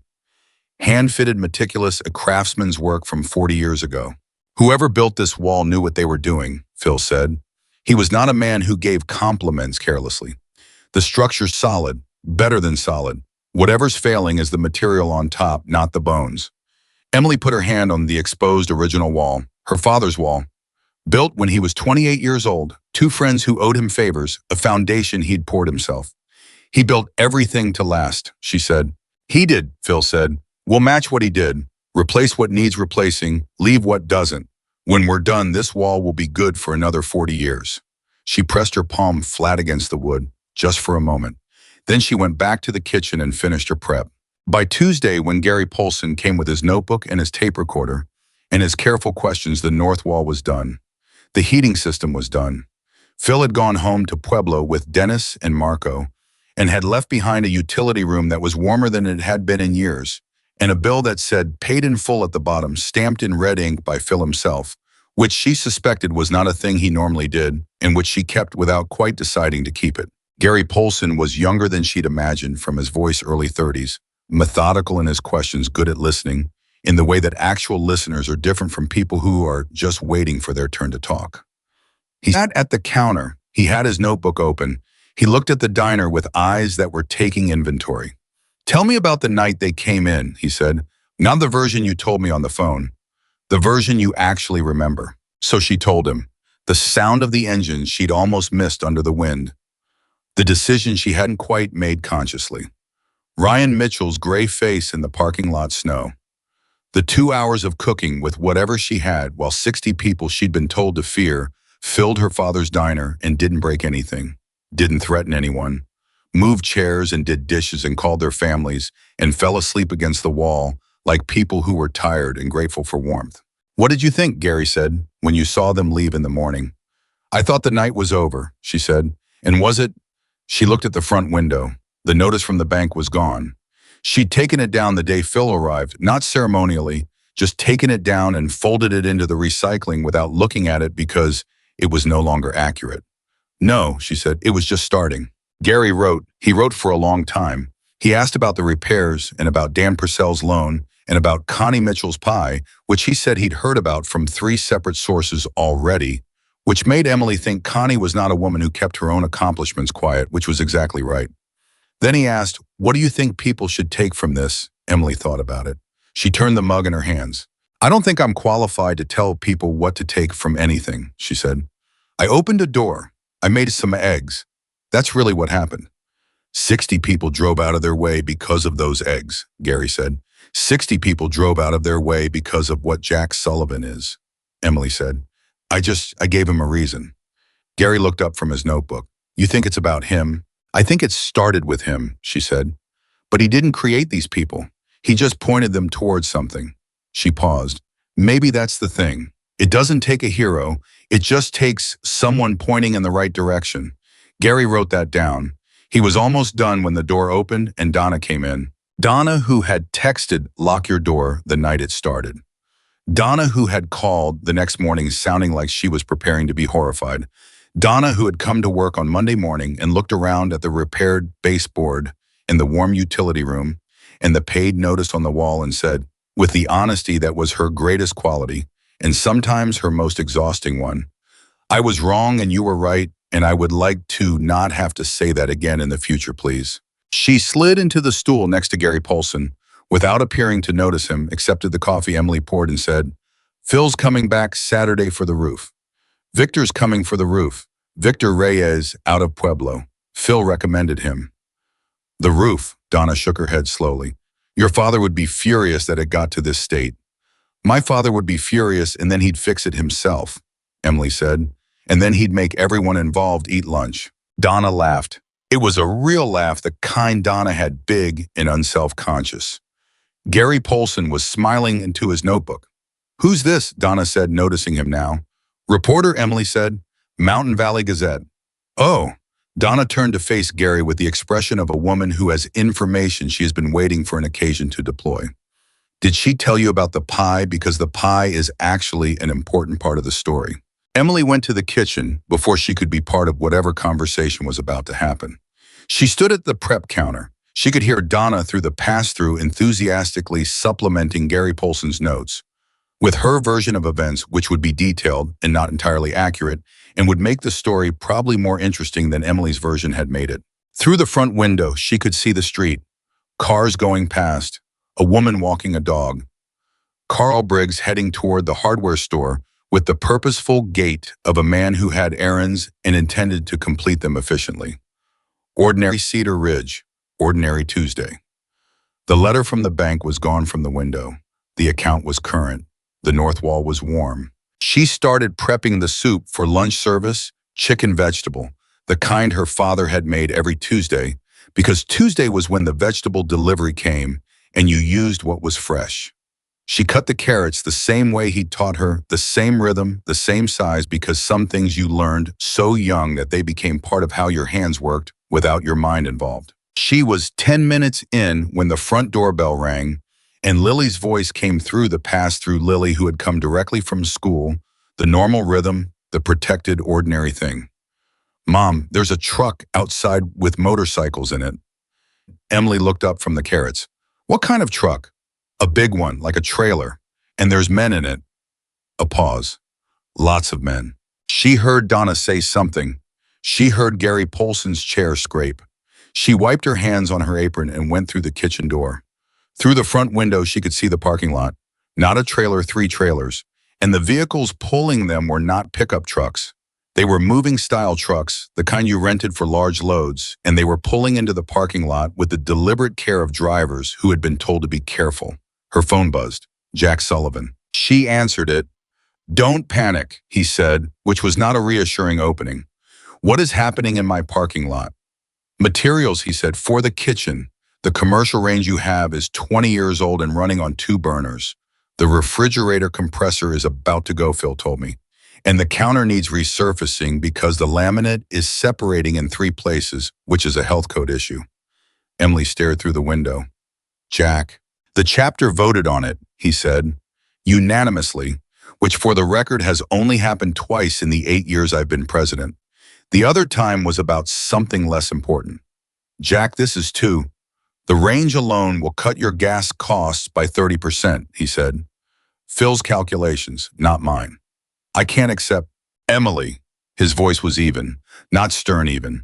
The voice of a man who was not making an argument so much as stating a reality. You made 60 people feel like human beings on a night when they were cold and exhausted and expected to be turned away. You cooked for them with what you had. You kept one of ours alive. You did not do a small thing. A pause. Let us not do a small thing either. She stood at the front window of her father's diner. The trucks were parked now. Men were getting out, some she recognized from that first night, some she'd never seen. Phil was there, which meant Phil had known and had not mentioned it on Saturday, which meant Phil had been sworn to secrecy, which meant this had been planned for longer than she'd known. Donna appeared at her elbow and looked out the window. "Oh my God," Donna said quietly. Lily had pressed her face against the glass and was narrating what she saw in a running whisper. "That one has a stove. That's definitely a stove. Mom, is that for us? That looks like a restaurant stove, Mom." Gary Polson was already at the window. He was not writing in his notebook. He was just watching with the expression of a man who had come expecting a good story and was getting something larger.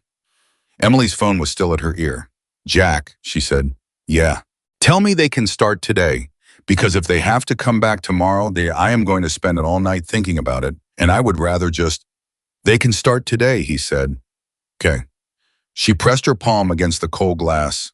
Watch the men in the parking lot moving with the organized efficiency of people who knew exactly what they were doing and had prepared for it. "Okay. We'll need the kitchen for about 4 hours, Jack said. "Phil says you can keep the front open if you want." "I'll keep the front open." "Good." A pause. "How's the soup coming?" She almost laughed. It came out as something between a laugh and a breath. "I just started the carrots." "Finish the carrots," he said. "We'll handle the rest." She hung up. Donna was looking at her with an expression Emily couldn't categorize, somewhere between awe and something more tender. "What do you need me to do?" Donna said.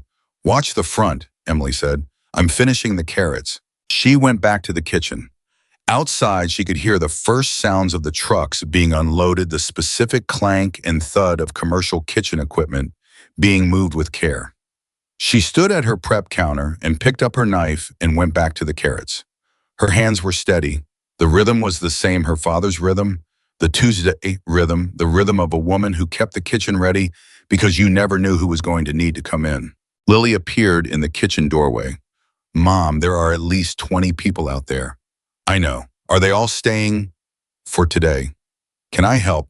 Emily looked at her daughter, 7 years old, dark hair. Her father's eyes, not Marcus's, she'd decided her grandfather's waltz, which was a better story and felt more true. Lily, who drew motorcycles on her homework paper and asked real questions and had watched her mother manage impossible things for 2 years without understanding the full weight of what she was watching. "You can take water out to anyone who looks thirsty," Emily said. "Ask before you pour. Some people don't like ice." Lily's face did the thing it did when she was given real responsibility. Serious focus, the small furrow between her brows that meant she understood this mattered. "Got it," she said. She was gone. Emily turned back to the carrots. The soup would be ready by noon. The kitchen would be different by evening. The building that Walt Carter had built with his own hands and 2 friends and 40 years of daily commitment was getting attention. It hadn't had in years, from people who had no obligation to give it, except the one they'd made for themselves, the oldest kind of obligation, the one that predated contracts in legal language, in the careful architecture of owing. They were just keeping the thing moving. The same way it had always been kept moving, person to person. Night to night, the door held open just long enough for the next person to decide what kind of world they wanted to live in.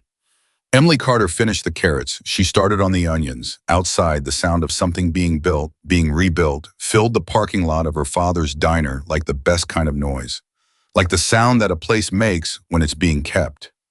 She didn't look up. She didn't need to. She already knew what was out there. The new range was a 6-burner commercial Vulcan with a double oven and a convection setting that Phil had sourced from a restaurant supply company in Denver at what he described only as a good price, and which Emily suspected meant someone had called in a favor on top of a favor. It was installed by Tuesday evening and tested by Phil himself, who turned every burner on one at a time with the focused attention of a man who did not consider a job done until he had personally verified that it worked correctly. When all six were running, he stood back and looked at it with the quiet satisfaction of someone who had put something right in the world.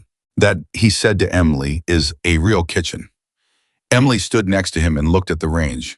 The old one had been two-burner functional for so long that she'd stopped imagining anything different. This was different, and this was the kind of equipment that changed what was possible, not just the menu, but the pace, the volume, the capacity to serve more people more efficiently without the constant arithmetic of timing that a failing range demanded. I don't know how to thank you, she said. Make something good on it, Phil said. That's how. He left before she could say anything else. She stood alone in her kitchen with the new range in the repaired north wall and the compressor that hummed with a steadiness the old one hadn't had in 2 years, and she put both hands on the cool edge of the prep counter and just breathed for a moment, taking stock, the way her father used to do at the end of a long day. Both hands on the counter, eyes closed, a kind of inventory that had nothing to do with supplies. The account was current. The building was warmer. The kitchen was functional in a way it hadn't been in years. The roof seam would be addressed Saturday. She was still standing there when Donna called from the front. You need to see the paper. She went out. Gary Polson's piece had run. Not in the local section where the first item had been buried. It was the front page, not the lead story, but front page below the fold with a photograph. Polson must have taken from the parking lot on Tuesday, Emily at the front window. Lily beside her, the trucks in the background and in the foreground blurred slightly, but unmistakably present, two men in leather vests carrying something large and careful toward the diner's side door. The headline read, "The Open Door, How One Woman's Kindness Started Something Cedar Ridge Didn't Expect." Donna had spread it on the counter. Emily read it standing up. It was good she could admit that. Polson had kept it honest, which she'd worried about. He hadn't made her heroic in a way that felt false. He'd gotten Ryan's name right, and Jack's name right, and Connie Mitchell's pie was in there, which she was sure Donna had contributed. He'd gotten the bank situation in without making it the whole story, which was the right proportion. And at the end, he'd included what she'd said about pointing in the right direction, word for word. "That's you," Donna said, pointing at the photograph. "I know it's me, Donna." "You look good, steady." Emily looked at the photograph. She didn't recognize the expression on her own face, which was unsettling in the specific way that photographs of yourself always were. But she could see what Donna meant. Whatever was on her face in that moment, it wasn't the thing she'd been carrying for months. The weight was still there, but it sat differently, like something had shifted underneath it. "How many people have you heard from?" Donna asked. "Since Tuesday, 6 calls. 2 women from the Historical Society who want to do something about preserving the original construction. A man in Salida who says his daughter was in a similar situation with a small business 2 years ago and wants to talk. A church group from Gunnison that apparently drives through Cedar Ridge twice a year and has been looking for a place to stop." Emily folded the paper carefully. "And Ryan Mitchell's mother, who called to say she's sending 2 more pies." Donna blinked. 2 more. She said one wasn't enough to make a proper impression. Donna laughed the way Donna laughed, full body, no apology. Emily went back to the kitchen. Thursday morning started the way. Thursdays usually started the delivery at 8, the regulars between 8:30 and 10, the quiet stretch before lunch. But Thursday this week had something Thursday didn't usually have. Carl Briggs arriving at 9 a.m. with a woman Emily recognized as his wife Patrice, who had not been to the diner in at least a year because she and Carl had gone through a period of not eating out. And Carl had never fully explained why, but Emily had pieced together from context that it involved a budget situation they'd worked through. Patrice sat at the counter. She ordered the eggs and toast like Carl always did, and she looked at the diner with the careful eyes of someone who was reassessing something. "We read the article," she said to Emily. "I figured," Emily said. "Carl's been talking about it since Tuesday." Patrice glanced at her husband, who was looking at his coffee with the expression of a man who was aware he was being discussed. "He said you stood your ground." "I opened a door," Emily said. "He said you told him fear decides for you and caution means you're still thinking." Patrice nodded like this had been chewing at her. "I've been thinking about that since he told me." Carl cleared his throat. "I might have repeated it a few times." 4 times, Patrice confirmed. Emily poured their coffee and didn't make more of it than it was, which was the right instinct. Some things you let settle on their own. By 11 o'clock, something was happening that hadn't happened to Walt's Diner On a Thursday in December in the 3 years Emily had been running it, every table was full. Not almost full, full with two parties waiting at the door, which she handled by having Lily home from school for a teacher, in-service day seat people at the counter stools. In the window ledge, she'd never actually used as seating, but which technically worked if people weren't too particular. Lily, given a real job, performed it with the gravity of a federal official. She had a little notepad she'd found somewhere, and she was writing down parties and numbers and occasionally explaining to waiting customers that the wait was approximately 15 minutes, which was accurate because Emily was tracking it. Emily was running a full kitchen for the first time in months. 6 burners, both ovens, the new range doing exactly what it was supposed to do, handling volume with the steadiness of equipment built for it. She was in the zone she only got into during real rushes, the one where thought became motion and everything was timing, and her father's voice ran underneath it all, like background music she didn't consciously hear, but that kept everything in rhythm. She was plating her 8th order in a row when Donna appeared in the kitchen doorway with an expression Emily hadn't seen on her before. Not quite alarm, not quite excitement, something between the two. "There's a woman at table 4, Donna said. She drove from Grand Junction." Emily didn't stop plating. "What?" She said she read the article online. The Gazette posted it, and it got shared apparently a lot. Donna paused. "She said she wanted to see the diner for herself. She's got her husband and her sister, and they're absolutely fine with the wait. She said to tell you they are happy to wait." Emily looked up. "Grand Junction is 3 hours, she said." "I know," Donna said. Emily went back to plating. She didn't have time to process it right now. There were 8 plates going out and a 9th order up. She processed it in the back of her mind while her hands worked the way she processed most things during a real service, stacking it up for later. The woman from Grand Junction turned out to be named Margaret, 57 years old, with a warm handshake, in the direct manner of someone who had made a decision and was comfortable with having made it. She stopped Emily on her way through the dining room, not grabbing, not demanding, just stepping slightly into her path and saying, "I know you're busy and I won't take a minute. I just wanted to tell you in person that I own a small hardware store, have for 12 years. And the article you let that reporter write, that article reminded me why I opened my door in the first place."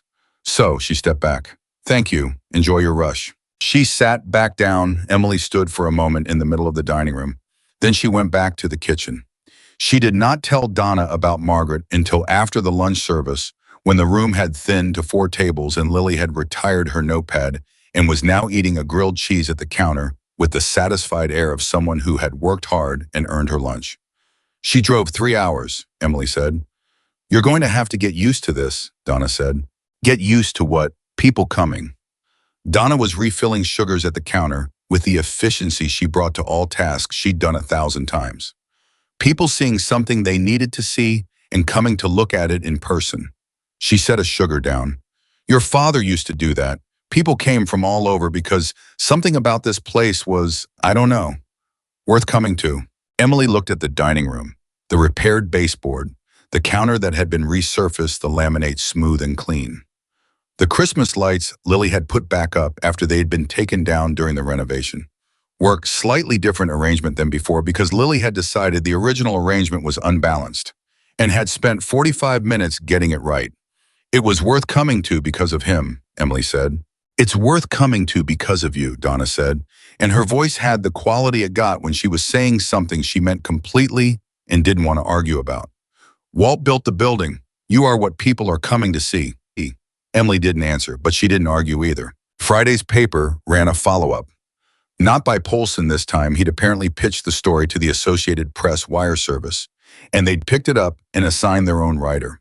The AP piece was shorter and more structured than Polson's the way wire service pieces tended to be, but it had the essential truth of it, and it had traveled. When Emily opened her laptop that afternoon, she found that the story had been picked up by 2 Denver TV stations, a Colorado Springs paper, and she had to look twice at this, a national lifestyle site whose readership she couldn't quite picture, but which apparently existed and had a lot of it. Her phone had been ringing since morning with numbers she didn't recognize. She let most go to voicemail. The ones she answered were a mixed journalists wanting quotes. She mostly didn't have time for people who said they'd read the story and wanted to tell her something that mattered to them. a man from a veterans organization who wanted to talk about some kind of partnership, a woman who said she was a documentary filmmaker, and Emily said she'd think about it, which was her way of saying no without fully closing a door. Jack Sullivan called at 3. "How are you doing?" he said. "I am currently hiding in my own kitchen," she said, which is absurd because this is where I work. "I saw the AP piece. So did a lot of people, apparently. How do you feel about that?" She thought about it honestly. "I feel like the story that's being told is about something real," she said. "And I feel like some of what's being told is getting away from the real thing a little. And I feel like I don't entirely know how to manage the distance between those two things." "That's an honest answer," Jack said. "You didn't call just to ask how I was doing," she said. A pause. "No," he said. "I wanted to tell you something. The chapter had a meeting yesterday, a formal vote." He paused again. "We want to designate Walt's Diner as an official rest stop for any member traveling through Colorado, which means practically that we refer our people. Here we tell them it's a trusted establishment, and in exchange we look out for the place the way we look out for trusted establishments." Emily was quiet. "What does looking out mean?" she said. "It means if something goes wrong, if someone gives you trouble, if there's a situation you can't handle, if the bank tries something, you have people to call." His voice was matter-of-fact. "It means you're not alone." Emily leaned against the prep counter. Through the pass-through, she could hear LaDonna talking to the table near the window, the comfortable murmur of a real conversation. "Jack," she said, "I need to ask you something, and I need you to be straight with me. Always. Does this come with anything I need to be careful of? Any part of what you do that I should know about before I say yes to being associated with you?" The pause that followed was long enough to be real thought, not performance. "We're not saints," Jack said. "I won't tell you we are. We've had members with records. We've had situations over the years that I'm not proud of. Any organization of people has a history and ours isn't clean." Another pause. "What I can tell you is that the chapter you have standing behind you right now is made up of men who are exactly what they look like in your diner that night. Fathers, brothers, veterans, workers, men who take their words seriously." He paused once more. "You deserve an honest answer. That's mine." She closed her eyes for a moment. "Yes," she said. "Tell them yes."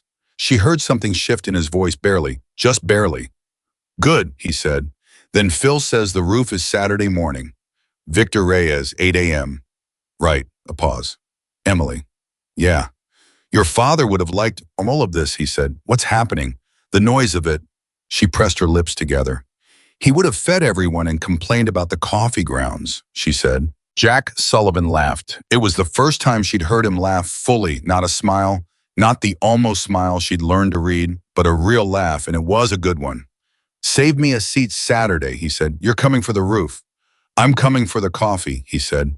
"Victor doesn't need my help with the roof." He hung up. She stood in the kitchen for a moment, phone still warm in her hand, and let herself feel the size of what was happening. Not fighting it, not managing it, just letting it be the size it actually was. Then Lily's voice came through the pass-through. "Mom, there's a school bus in the parking lot." Emily straightened. "What? A school bus? Like from a school?" She went through the kitchen door. There was in fact a school bus in the parking lot, the short kind, the kind used for field trips rather than daily routes, and it was pulling carefully into the space nearest the door. On the side in blue letters, Cedar Ridge Elementary School. The door opened and Mrs. Adler climbed out. Mrs. Adler, who was 61 years old and had been teaching 4th grade in Cedar Ridge since approximately the beginning of time, and who had the particular authority of a woman who had shaped the character of half the adults currently living in the county. She was followed by 22 9-year-olds in coats and mittens. Donna appeared at Emily's elbow. "Did you know about this?" "No," Emily said. Mrs. Adler came through the door first. She looked at Emily with the directness of a woman who had no use for preamble. "We've been doing a unit on community," she said. "Real community, not the chapter in the social studies book. And I told my students about what happened here last month. I told them the whole story, the storm, the bikers, the door, all of it." She glanced back at the kids filing in behind her, orderly enough to suggest they'd been thoroughly briefed on behavior expectations. They had questions. Mainly they wanted to know what kind of person opens a door like that. I told them the best way to find out was to come ask. Emily looked at the 22 fourth graders now arranged in the dining room with the careful posture of children who were on their best behavior and knew it. One of them, small red-haired with the kind of face that had a lot of thoughts working behind it, raised his hand. Yes, Emily said. Were you scared? He said. She crouched down slightly so she was closer to his level. The room was very quiet. Yes, she said. I was. The boy's brow furrowed. Then why did you open it? She looked at him. Then she looked at the 21 other faces all watching her with the complete attention that children brought to things they actually wanted to know. Because being scared, she said, doesn't mean you have to let it make your decisions. The room stayed quiet for a moment. Then Mrs. Adler said, questions for Ms. Carter, and 12 hands went up at once. Emily spent 40 minutes answering questions from fourth graders. It was in some ways harder than any conversation she'd had about the story with adults. Children asked what they actually wanted to know. Without the social architecture, adults put around difficult questions. They asked if she'd been worried the bikers would steal something. They asked if Ryan had been crying when she found him. They asked if Jack Sullivan was scary in person. They asked if her dad had taught her to be brave or if she'd figured it out herself. That one was from the red-haired boy again. She thought about it properly before she answered. Both, she said. He showed me what it looked like. I had to figure out how to do it. Lily had come to stand at the edge of the group. She was watching Emily with an expression that was hard to read, not wonder exactly, more like recognition. Like she was seeing something she'd known was there, but was seeing clearly for the first time. When Mrs. Adler finally marshaled the class back toward the bus, they'd had hot chocolate, which Emily had made because you couldn't have 22 fourth graders in a diner without hot chocolate. It was a moral requirement. The red-haired boy was last out. He stopped at the door. Ms. Carter, he said. Yeah. I'm going to remember this, he said with the solemnity of a 9-year-old making a genuine promise to themselves. Good, Emily said. So will I. He went out. The bus pulled away. Donna was behind the counter, quiet for once, just watching the parking lot. I didn't cry, she said. You cried a little, Emily said. I did not. Donna. Professionally, I did not cry. Donna picked up a dish towel. As a private individual, I reserve the right to have had feelings. Emily smiled. She started clearing the hot chocolate cups. Saturday arrived with Victor Reyes and 4 men on the roof by 7:55 a.m. and Jack Sullivan at the counter by 8:03, with a thermos of his own coffee, which Emily found slightly offensive and entirely in character. She made him a cup of hers anyway, and he drank both without apparent conflict. Victor found something on the north edge, Jack said about 20 minutes in. He was reading the text on his phone. He says it's been patched before, badly, probably 10 years ago. 12, Emily said. My dad did it himself after a storm. He said it held fine. Victor says it held fine except for the part where it didn't, Jack said. He's not wrong. She refilled his cup. How bad? He's already fixing it. He says another winter would have been a real problem. He set his phone down. You didn't know. I knew the roof had age on it. I didn't know the specific. She looked at the ceiling above the counter. There's always something I don't know the specific of until someone who knows more than me looks at it. Jack was quiet for a moment. That's true of everything, he said, not just buildings. She looked at him. I was looking at the counter, both hands around his cup. He had the look he occasionally got, not distant exactly, but turned slightly inward, like he was hearing something underneath the conversation. You want to tell me something, she said. He looked up. We're going to have a run through here in the spring, he said. Maybe 40 riders. Not an emergency this time, a planned route. We come through Cedar Ridge, stop here for lunch, if that's all right. It's all right. Some of them have families, he said. Wives, kids, some of the older guys' grandkids. He paused. I want them to see this place. I want them to know what kind of place it is. Emily looked at him steadily. What kind of place is it? He looked back at her with the directness she'd come to understand was just how he was built. The kind, he said, where it doesn't matter who you are when you walk in. Just that you walked in. She thought about her father. 28 years old, 2 friends, 11 curious strangers, the promise he'd made and kept for 31 years. That's what he always said, she said quietly. My dad. He said the door's for everyone. You don't get to decide who deserves to come in. He was right, Jack said. He was right about most things, she said. He was wrong about the roof patch. Jack Sullivan smiled. A full one this time, no almost about it. Above them, on the roof, Victor Reyes and his crew were making the sound of something being fixed properly. The new range was running a low simmer on the vegetable stock Emily had started at 6. The heating unit was doing its job without the labored quality it had carried all winter. Donna would be in at 9. Lily would be up by 9:30 Saturday, slow, and would eat, toast and read at the counter while the morning moved around her. The parking lot was calm. The street was calm. Cedar Ridge was doing what it did on Saturday mornings, unhurried, familiar, the ordinary weight of a community going about its own business. But something had shifted in the specific gravity of the place. Emily could feel it the way you feel a season change, not in one moment, but in the accumulation of details until the thing is undeniable. The people who'd been coming in this week were coming in differently. Not just the visitors who'd read the article and driven to see the place. The regulars too, Carl and Patrice, the hikers, who came through, the women from the Historical Society, the man from the hardware store 2 blocks over, who'd never once come to Walt's for lunch and had been in 3 times this week. They came in differently. They stayed longer. They talked to each other in the way that strangers talk when they're in a place that gives them permission to. Her father had known how to make a place that gave permission. She hadn't fully understood until now how rare that was. The bell above the door rang. She looked up from the counter where she'd been doing the week's tallies. It was Gary Polson, notebook in hand, the slightly sheepish expression of a man who had started something larger than he'd anticipated. "I know you're busy," he said. "You always say that," she said. "It's always true." He sat at the counter. "I wanted to tell you the AP piece got picked up by something bigger, a national syndicate. It ran in 16 papers."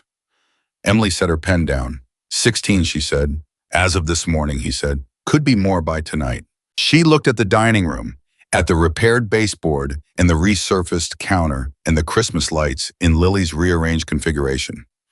At the photograph of Walt on opening day that had hung on the wall for 31 years, slightly crooked the way it had always been because Walt had put it up himself and refused to level it properly on the grounds that perfectly straight pictures made him nervous. "Gary," she said, "yeah. Do you know why people are responding to this story?" He considered the question with the seriousness she'd learned to expect from him. "I think," he said slowly, "because it's true, not just factually true. True the way things are true when they match something people already believe but haven't seen in a while." "What do they believe?" "That it's still possible," he said simply, "to open the door, to be right about someone, to have it matter." Emily picked up her pen. She went back to the tallies. The numbers this week were different from any week she could remember since taking over from her father. Not just better, different in kind, more covers, longer stays, tips that told her people had come with intention.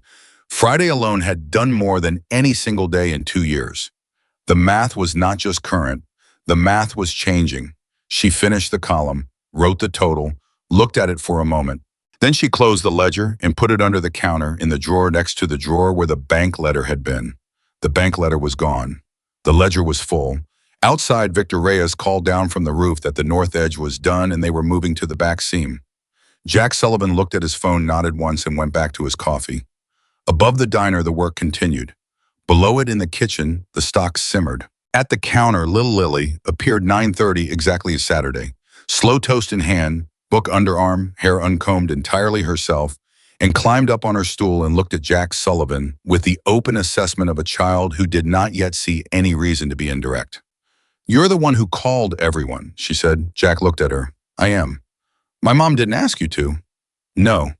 "Why did you—" Jack Sullivan looked at Lily Carter with the expression of a man who took a question seriously regardless of who was asking it. He thought about it for a real moment. "Because your mom did something," he said, "that deserved to have something done back." Lily chewed her toast, considered this. "Like returning a favor." "Like returning a favor," he said. "Exactly like that." Lily nodded, satisfied. She opened her book.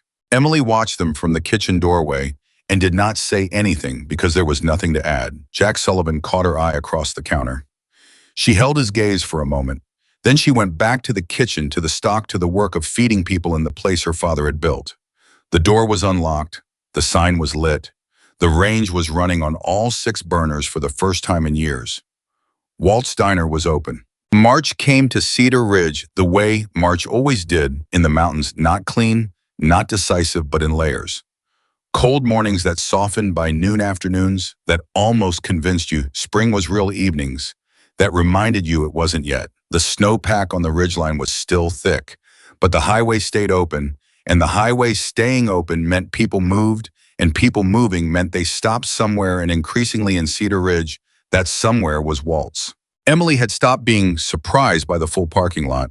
That was the first thing she noticed about herself in March, the absence of surprise. For 2 years, the empty lot had been the default, the baseline against which everything was measured. Now a full lot was Tuesday. A full lot was Saturday lunch. A full lot was the new shape of things, and her body had quietly recalibrated to it the way a body recalibrates to a new normal without announcing the adjustment. What she hadn't recalibrated to yet was the letters. They had started arriving in January.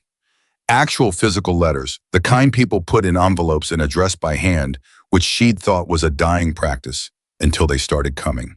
From Colorado mostly at first, then from other states. People who'd read the AP piece or seen one of the television segments. 2 local Denver stations had run stories, and a morning show out of Colorado Springs had done a segment that Emily had watched once and found so strange seeing her own diner on a television screen that she hadn't watched it again. The letters were from people who had their own versions of the story, small business owners who'd been in similar straits, veterans who wrote about what it meant to see a group of bikers treated with respect in public, women who had made a decision to trust someone when trust felt risky and wanted to tell her what had happened next. She read everyone. She answered what she could, which was not all of them, because the diner ran on her 2 hands and Donna's, and she hadn't yet hired the additional help that the new volume actually warranted, a fact that Donna raised every Monday morning and that Emily acknowledged and then didn't act on for reasons she was still working out. Part of it was stubbornness.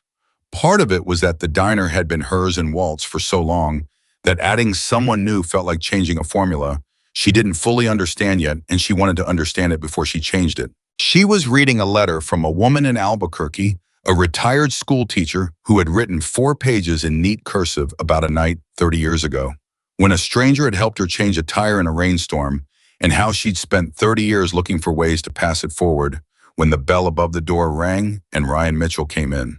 I wasn't alone. Behind him was a woman his age, early 20s, dark-haired with the particular alertness of someone navigating an unfamiliar space and choosing to lean into it rather than away. And behind her was a man in his late 50s, broad through the shoulders, gray at the temples, with the careful gait of someone whose knees had logged a lot of miles. He was not wearing a leather vest. He was wearing a wool sweater and a flannel shirt, and he looked, Emily thought, like someone who had spent his life outdoors and was comfortable everywhere because of it. Ryan saw Emily, and the relief on his face was immediate and genuine, the face of a person who was bringing people somewhere and needed it to be right. "Hey," he said. "Hey yourself," Emily said.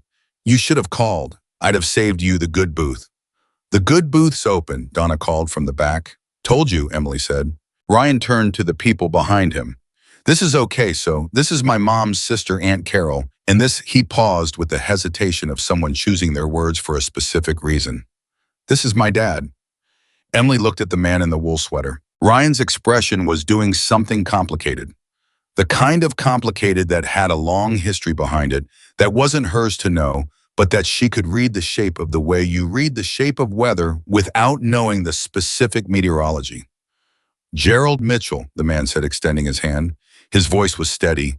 His handshake was the handshake of someone who meant it. "Emily Carter," she said. "Sit anywhere you'd like." She brought them to the good booth without being asked. She poured coffee for Gerald and Carol and got Ryan the same black coffee he'd had the first time he came in alone, and he looked at her like she'd done something meaningful by remembering what she had, but not in a way she wanted to make a thing of. She gave them menus and gave them space because a table with that much history sitting quietly at it needed space more than it needed service. Donna appeared at Emily's elbow as she went back behind the counter. "The dad," Donna said quietly. "Apparently," Emily said. "Ryan never mentioned." "It's not our story," Emily said. Donna accepted this and went back to her work, which was one of the things Emily genuinely valued about Donna. She knew the difference between curiosity and intrusion, even if the line was sometimes thin. 20 minutes later, Gerald Mitchell came to the counter alone. Ryan and Carol were still in the booth talking in the easy way of people who had known each other a long time. Gerald sat on the stool nearest the register and looked at Emily with eyes that had a lot in them. Ryan talks about this place, he said. He's been in a few times, Emily said.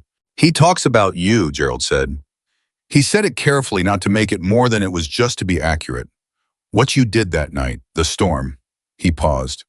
I wasn't in his life for a lot of years. It's a long story and I won't give you all of it. But I came back about 8 months ago. We're figuring it out.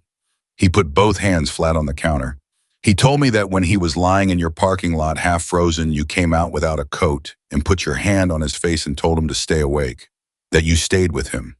He stopped. His jaw was working. He said it was the first time in a long time that a stranger had just decided he was worth taking care of, without knowing anything about him. Emily held his gaze. He was worth taking care of, she said. That wasn't a decision. That was just a fact. Gerald Mitchell pressed his lips together hard. He looked at the counter for a moment. Then he looked back up and said thank you in a voice that had too much in it for 2 words to carry but was doing its best. You want some pie, Emily said. He laughed. It was surprised out of him, the laugh genuine, unguarded, the laugh of a man who'd been braced for something heavy and gotten something human instead. Yeah, he said, I'd like some pie. She cut him a slice of the salted caramel apple. Connie Mitchell had been sending 2 pies a month since January, like clockwork, each one accompanied by a handwritten note that was less a letter and more a dispatch from someone who had decided Emily was family and was proceeding accordingly.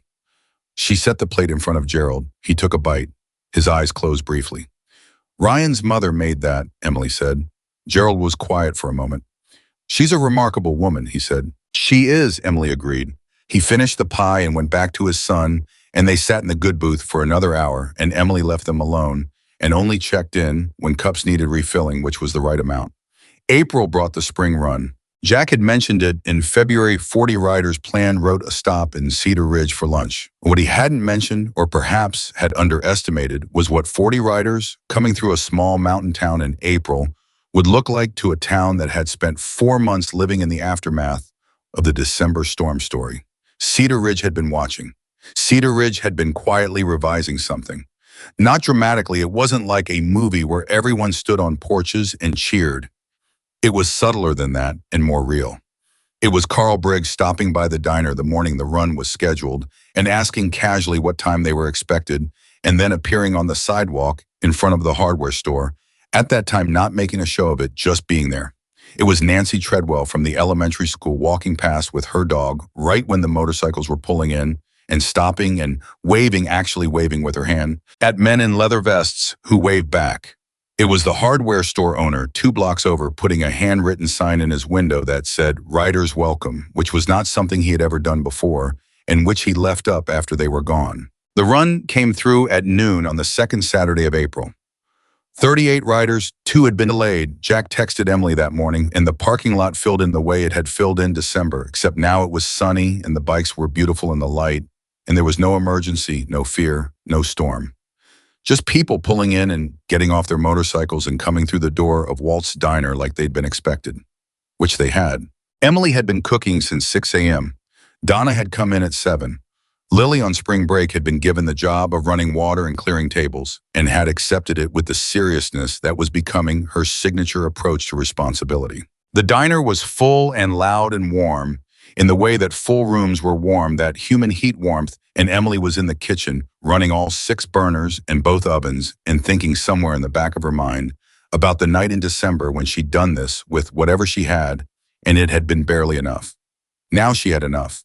The pantry was stocked. The range was running clean.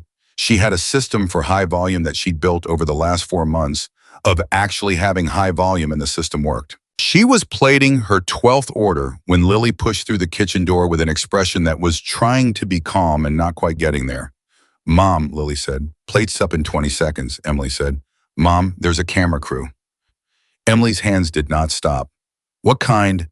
"Like a real one, with the big camera on the shoulder, and a woman with a microphone."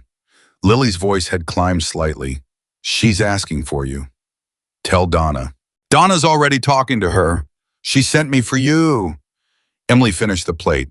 She sat in the window. She wiped her hands on her apron. She went through the kitchen door. The woman with the microphone was from a Denver television station, not the same one as before, a different one, larger market. She was maybe 40, professional, in the way of someone who had done a lot of these and knew how to be unobtrusive without being invisible. The cameraman had positioned himself in the corner nearest the door, with the instinct of someone who understood that the best shot was the one that didn't interfere with the thing being shot. "Ms. Carter," the woman said, "I'm sorry to just show up. I know you're in the middle of service. We were following the run from Pueblo, and when we realized the stop was here."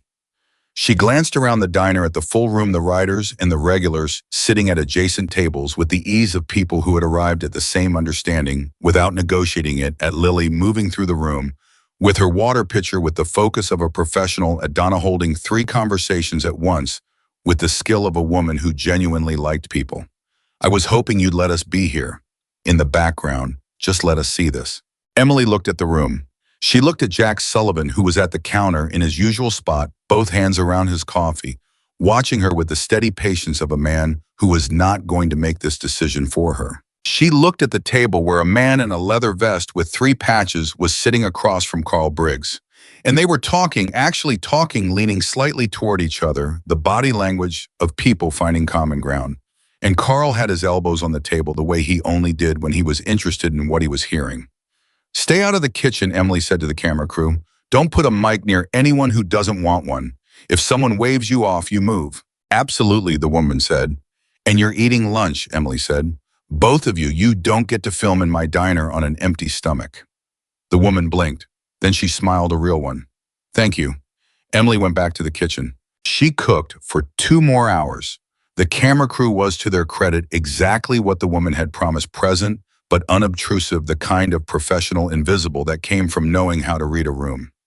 She was aware of them the way you're aware of weather, registered, factored in, not intrusive. The segment ran 3 weeks later on the 6 o'clock news. Emily watched it at the counter after close, Lily beside her, done near on the other stool. The segment was 4 minutes long. It showed the diner from outside, then inside. It showed writers and regulars at adjacent tables. It showed Lily with her water pitcher focused and purposeful, which made Emily feel something in her chest that she was not going to discuss. It showed Carl Briggs talking to the man in the leather vest. It showed the new range through the pass-through window. And at the very end, just briefly, less than 10 seconds, it showed Emily at the kitchen door, not looking at the camera, looking at the room. Just looking at the room with an expression that Gary Polson, watching the segment from his own couch across town, would later describe in his next piece as the expression of someone who built something without knowing they were building it. Lily watched the 10 seconds of her mother twice. "You look happy," she said. Emily looked at herself on the small screen. At the expression she still couldn't fully read when she saw it on her own face. "I think I am," she said, which was, she realized, the first time she'd said it in the present tense in a very long time. Not "I will be," not "I'm trying to be." I am. May was when the second wave of things happened, the ones Emily hadn't anticipated. The veterans organization she'd spoken to in January, a man named Doug Hester, who ran a nonprofit that supported veterans in transition, came back with a specific proposal. He wanted to partner with the diner, not in a commercial way, not a franchise or a brand arrangement. He wanted to bring veterans who were in the organization's reintegration program to work lunch shifts at Walt's Paid Real Work, part of the larger program of rebuilding routine and community connection. In exchange, the organization would cover their wages for the first 3 months, while Emily evaluated whether the arrangement was working. He came in on a Tuesday to walk her through it. He was a veteran himself, Vietnam era, with the particular economy of someone who had learned long ago not to use more words than the situation required. "Why this diner?" Emily asked. "Because of what it is," Doug said. "A place where different people sit next to each other without making it a thing.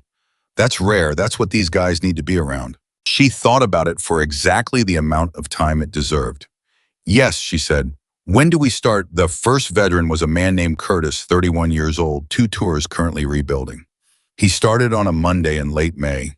He was quiet the first week and vocal the second, and by the third week, he was the one explaining to a new customer where the best booth was and why, which was the specific kind of belonging that cannot be manufactured, only grown. Donna watched Curtis explain the booth situation on a Wednesday afternoon, and said to Emily quietly, "Your dad would have hired him on day one. He would have hired him before the interview was over," Emily said. Jack Sullivan came in on the last Saturday of May. Not a run this time, not an organized thing he was passing through on his own, which she'd learned was something he did periodically. The unannounced visit that was somehow never entirely a surprise. He sat at the counter. She poured his coffee without being asked. He looked around the diner with the quiet inventory he always took, and what he saw was different from what he'd seen in December, and different again from what he'd seen in April. And he sat with that for a moment before he said anything. The diner had more photographs on the wall now, not replacing Walt's opening day photo, which still hung slightly crooked in its permanent position, never going to be leveled. Emily had decided not while she ran the place, but beside it and around it, other photographs had accumulated over the months. A photograph from the April run that one of the writers had printed and brought in. The Mountain Valley Gazette front page framed Gary Polson's headline in large type. A photograph Lily had taken of the new range, the day it was installed, slightly blurry, because she'd been excited, which Emily had framed anyway. And a photo that she hadn't put up herself that had appeared one morning already in a frame propped against the wall under Walt's photo with a small note tucked beneath it that said, "Only keep going." The photo was from the night of the storm. She didn't know who had taken it, someone in the parking lot from outside looking in through the diner window. It showed the inside of the diner lit up gold against the dark and the snow full of people, warm and real. You couldn't make out faces clearly. You could just see the fullness of it. A room that was supposed to be empty, full. Emily had hung it herself the morning she found it. She hadn't told anyone who'd left it. She suspected Jack Sullivan, though he had never confirmed it, and she had never asked. Jack drank his coffee and looked at the photographs and looked at Curtis, who was currently explaining the pie situation to a table of hikers, with the conviction of a man who had strong opinions and was not shy about them. He looked at Lily doing homework at the counter, no longer drawing motorcycles on her math worksheets because she had apparently moved past that phase and was now drawing horses, which Emily found slightly easier to explain to Lily's teacher. "How's the loan repayment going?" Jack said. "Ahead of schedule," Emily said. "Dan knows. He told me to slow down." "He would. I told him I'd think about it." She refilled his cup. "I won't slow down." Jack almost smiled. "I know." A pause that was the comfortable kind, the kind that had earned its silence over months of intermittent conversation between two people who had figured out how to be honest with each other. "I want to tell you something," Jack said. She looked at him. "When I left here in December, that first morning with the snow still coming down, I made a call from the highway, before we were even out of Cedar Ridge." He looked at his coffee. "I called Dan first. Then I called Phil. Then I called about 8 other people." He paused. "I want you to know I didn't do it because I felt sorry for you." "I know," she said. "I did it because," he stopped, "search for it. Because I have been in a lot of places in this country and met a lot of people, and most of them, when they're scared, choose the thing that costs less, the door that costs nothing to keep closed." He looked up at her. "You chose the thing that cost you, at the moment when you had the least to spend." He held her gaze. "People who do that are rare enough that when you see it, you don't let it just disappear. You try to make sure it stays in the world." Emily stood behind the counter with both hands flat on the resurfaced laminate and let that sit. "You didn't just save the diner," she said finally. "No," he said. "You changed what it is." "No," he said again, more firmly. "I showed you what it already was. That's different." He picked up his mug. "You did the rest." She looked at the room, at the photographs, at Lily's math homework, which had a horse drawn in the margin, at Curtis explaining pie with the authority of a man who had found something worth being an authority on, at the table near the window where a couple she'd never seen before were looking at the framed Gazette front page and talking quietly, and the woman was pointing at something in the article and nodding. At the door, the same door, the one she'd almost kept closed, the same door her father had opened 31 years ago, and never once locked against anyone who needed to come in. She heard the bell above it ring, new people coming in. She didn't know them. She didn't know their story, or why they'd come, or what they needed, or who they'd expected to find. She picked up the coffee pot. "Be right with you," she called. She came around the counter. She met them in the middle of the room, a man and a woman 50s, travel-worn, the way people were travel-worn when they'd come a real distance. The woman had the article printed folded, carried in a coat pocket, the creases soft from handling. "We read about this place," the woman said. "We were going to drive past, but we couldn't." "You don't have to explain," Emily said. "Sit anywhere you'd like. I'll bring coffee." "Thank you," the woman said. "Don't thank me," Emily said. "That's just what we do here." She poured the coffee. She brought it to them. She went back behind the counter and picked up the order pad and looked at the room. Her father's room, her room, the room that had been empty and was full, the room that had been cold and was warm, the room that the whole complicated, improbable human machinery of the last 5 months had made into something she didn't have one word for, but that felt in every way that mattered exactly like what her father had always meant it to be. Jack Sullivan caught her eye from the counter. He raised his cup slightly, just slightly, the gesture of a man who didn't do big gestures and didn't need to. She nodded back. She picked up the coffee pot and went to work. The door behind her was unlocked. The sign above it was lit. The kitchen was running on all 6 burners. And the people of Cedar Ridge, the ones who'd always come and the ones who were new and the ones who'd driven 3 hours because they read something that reminded them what they believed were sitting together in Walt's Diner on a Saturday in May, drinking good coffee and eating real food and talking to each other the way people talk when they're somewhere that gives them permission to be exactly who they are. That was what Walt Carter had built. That was what Emily Carter had kept. And the door that had almost been locked against a freezing night, and 59 strangers, that door was never going to